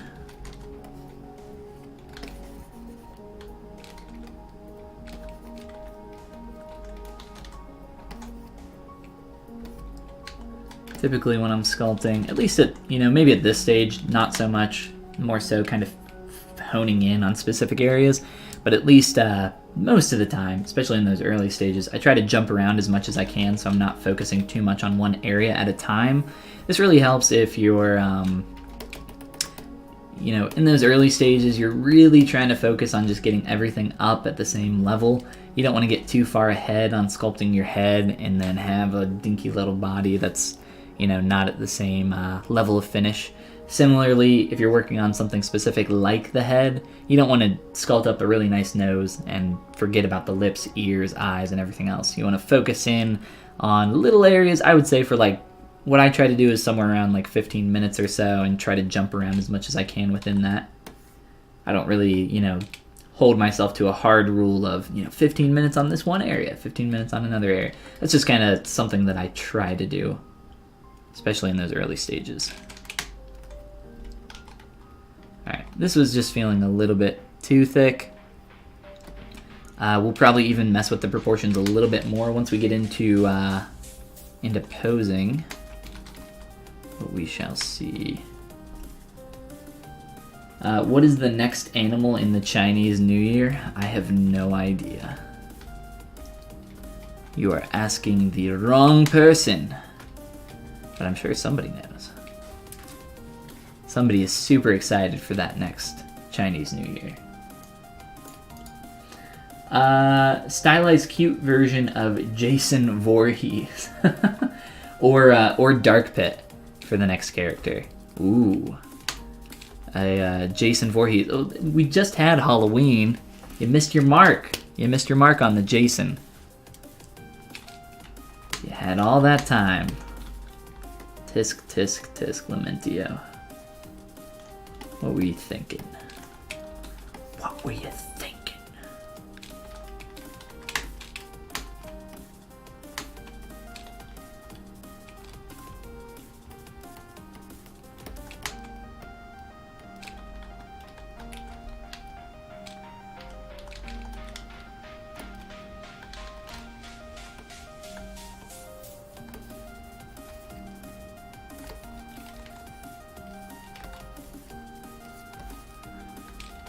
Is your Cintiq attached to an ergotron arm? It is. It is attached to an ergotron arm.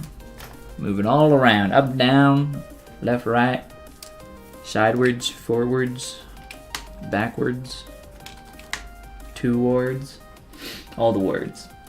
Does it ever lose its stability when your arm presses against it? No, I have it tightened at such a point where it's pretty good. It should come, if you have one and yours does that, it should come with an Allen wrench that you can stick in there and tighten up the little Allen key, or I guess the Allen key is the Allen wrench, the Allen bolt, whatever it's called, I don't know. And it should allow you to tighten that up so that doesn't happen. You just gotta find that sweet spot. If I remember, it's been a long time since I set it up, but if I remember, it was a little bit of a back and forth process over a couple days, just trying to find that, you know, exact sweet spot. I have not tweaked it since then though, so it's been perfectly fine. Or no? Oh, for the Jason Voorhees, you're saying Krampus. Krampius. I don't think we'll finish this in time to do Krampus before Christmas.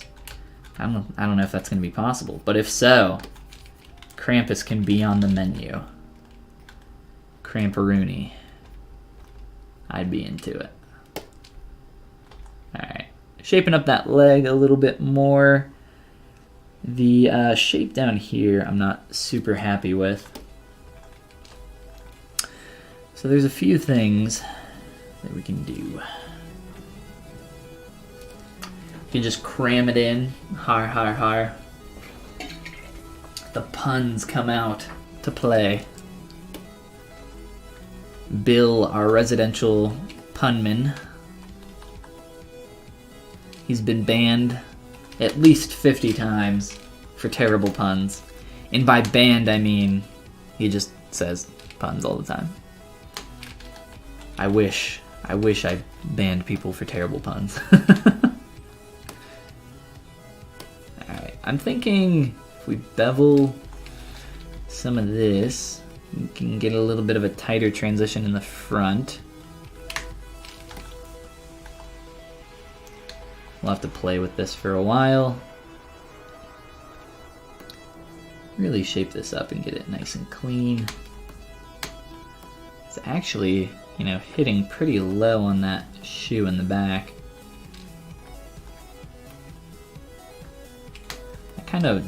I really don't want that bottom edge to be seen, so I'm probably gonna Dynamesh this or something, or tuck that in. I don't really know yet how I'm gonna do this.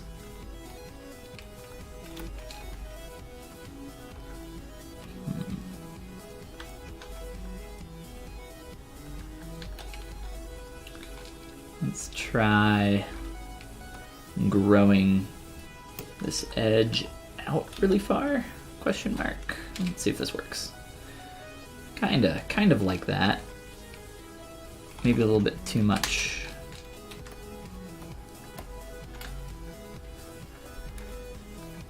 Watching too many horror flicks? Isn't there a Krampus movie that just came out not too long ago, like last year or something? Maybe it's been a while, I don't know. Resident Evil Jill, since the new game remake is coming out in January. I do not know who Jill is. I'm guessing she's like the main character of RE2, which I believe is the game that they're remaking.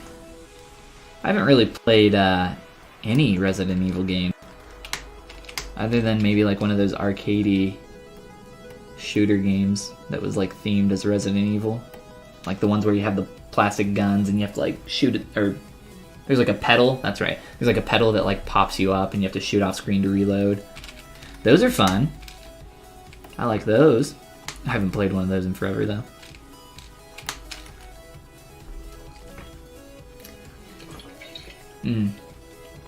Banning is a fitting punishment, I agree. If you're gonna come in here and start making terrible puns, the ban hammer must fall. Alright, so I'm trying to get some more secondary shape in here.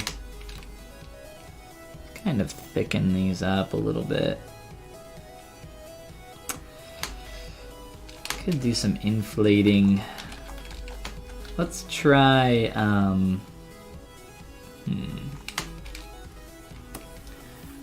need to grab an inner edge here, so what this isn't gonna work.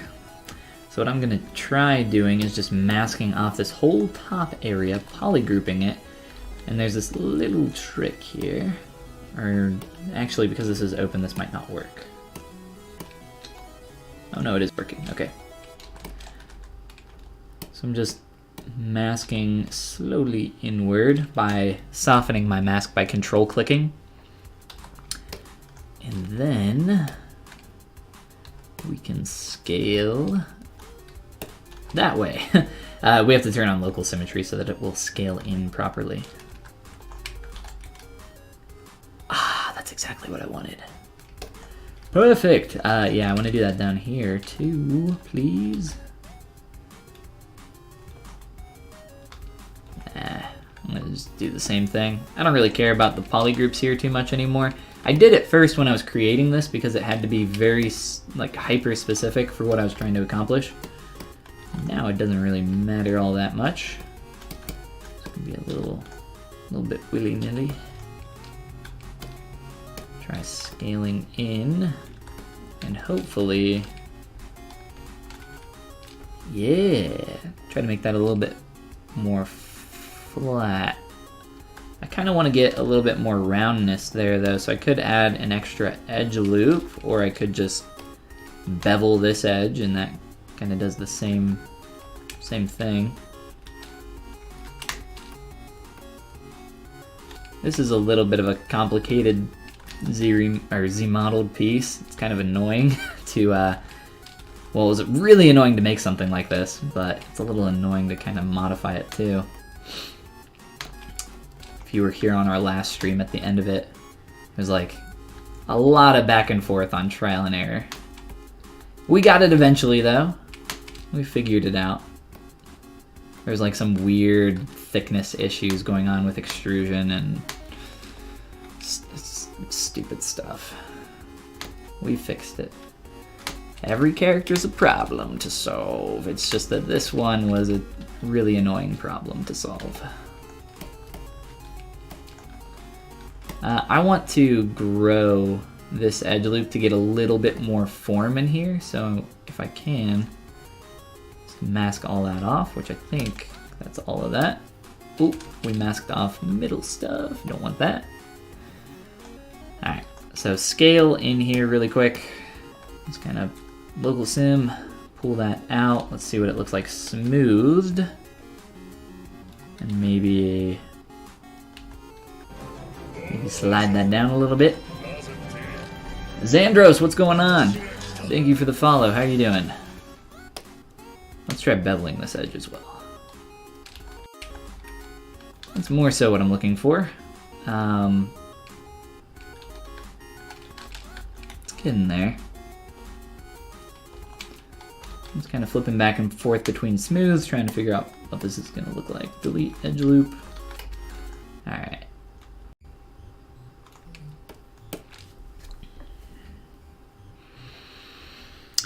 I feel like I could get like a tighter crease down here at the bottom. In this area.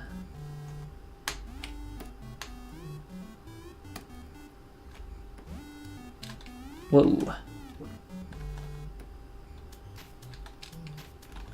So ZBrush by default, when using the Z modeler brush, will re-input whatever last function that you did at the same exact scale. So I can bevel edges at the exact same width. If you don't want that to happen though, you have to grow it and then shrink it back a little bit. It's kind of weird how it works, but once you figure it out, it's slightly more intuitive. Not incredibly intuitive though, but it is nice to have that feature. I do appreciate that, and I use it a lot. Let's add a little bit more kind of form in here. For the back,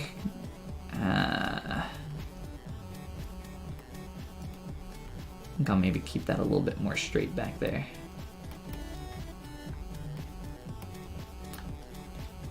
We got our stalks of broccoli or celery, some kind of vegetable here. Alright, I think that feels a lot better. There's definitely some more scale changes I would do here. And maybe with that, just kind of scale up the feet a little bit more. I don't know. I don't feel super far off from what I'm seeing in the reference. Maybe just kind of pull these out a little bit more.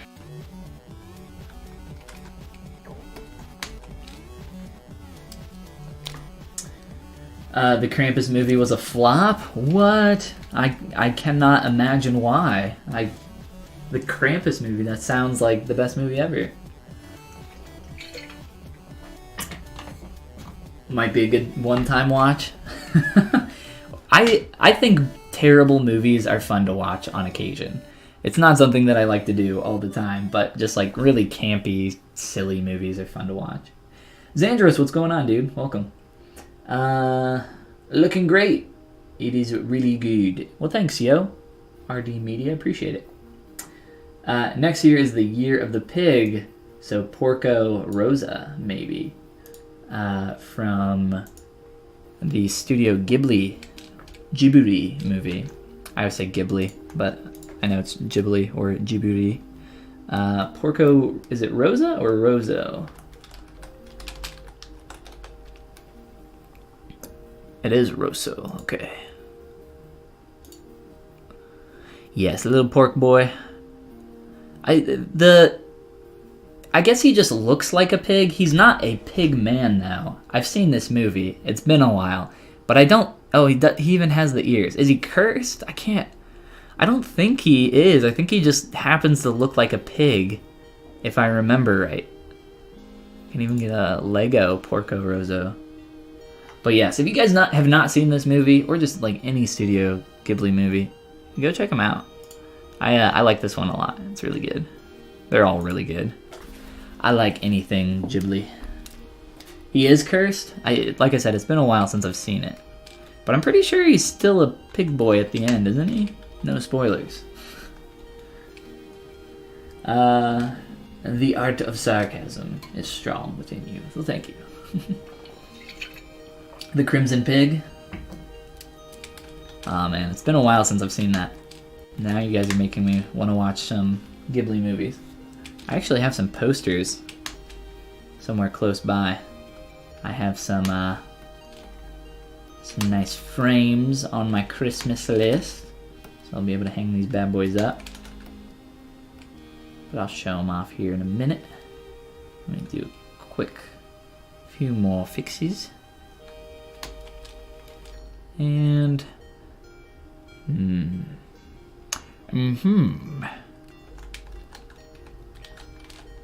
think the only other change that I would make right now is sliding this edge down ever so slightly, and maybe getting like a little bit of a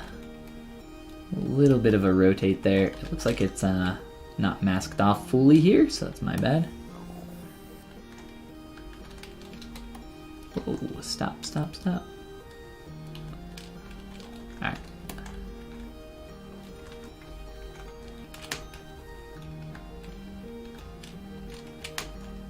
Edge is it's a little tight back here, which is causing it to pinch. I want it to pinch in the front, but I want it to be more soft in the back.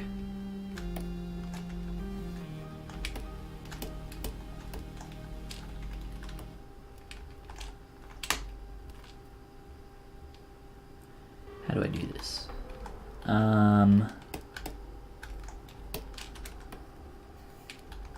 Ooh, it's kind of working. Trying to peel those apart. I think those are inversed.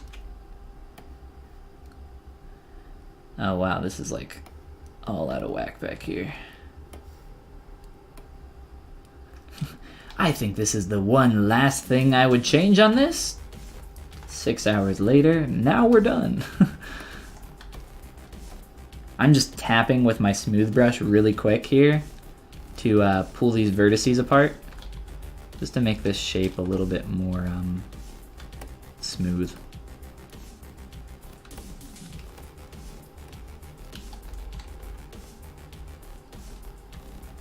of working.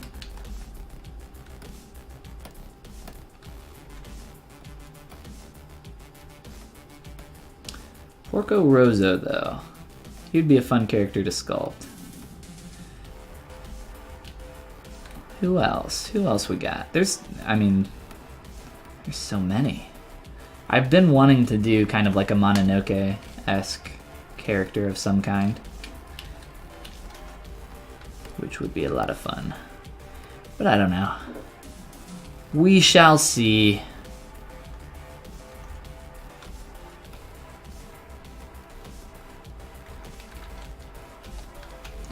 Alright. That actually didn't take as long as I thought it would. Alright.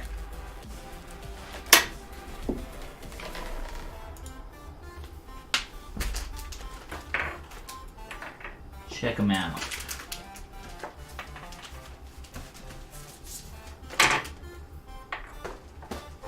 I'm gonna have to open these up.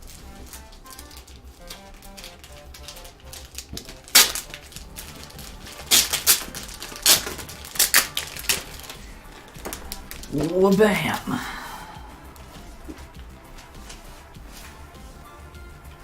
Here's the Mononoke one. I actually found the artist who made these. If you guys are interested in grabbing some for yourself, I can... This stupid light. I can find out who the artist is. I don't remember the name off the top of my head. So there's the Mononoke one. Very awesome. Totoro. I love me some Totoro. Love that film. Really good. Kiki's Delivery Service. Beautiful. Very nice. And I think the last one is Howl's Moving Castle? No, it is Spirited Away. Spirited Away, that's right. Very fun. I love me some Ghibli. I love the art style, love the films. If you guys have never seen any Ghibli stuff before, they're all amazing. Should go watch them all. There's some of the shorts that are like a little bit weird. Some of the older stuff. There's like... It's like the one with the people that turn into like raccoons. It's like Pompoko Raccoon War or something like that. I can't remember. It's really weird. But yes, I'm gonna have some frames to hang these up after Christmas, so that'll be fun. I don't know if I'll hang them up in here because I have a lot of foam on my walls, just so that my room isn't so echoey. Without that foam, this room is way too echoey. It's terrible. And that's not fun to listen to. So, maybe not in here. We will see. Spirited is your favorite? Spirited Away? I don't know if I could pick a favorite. I like a lot of them.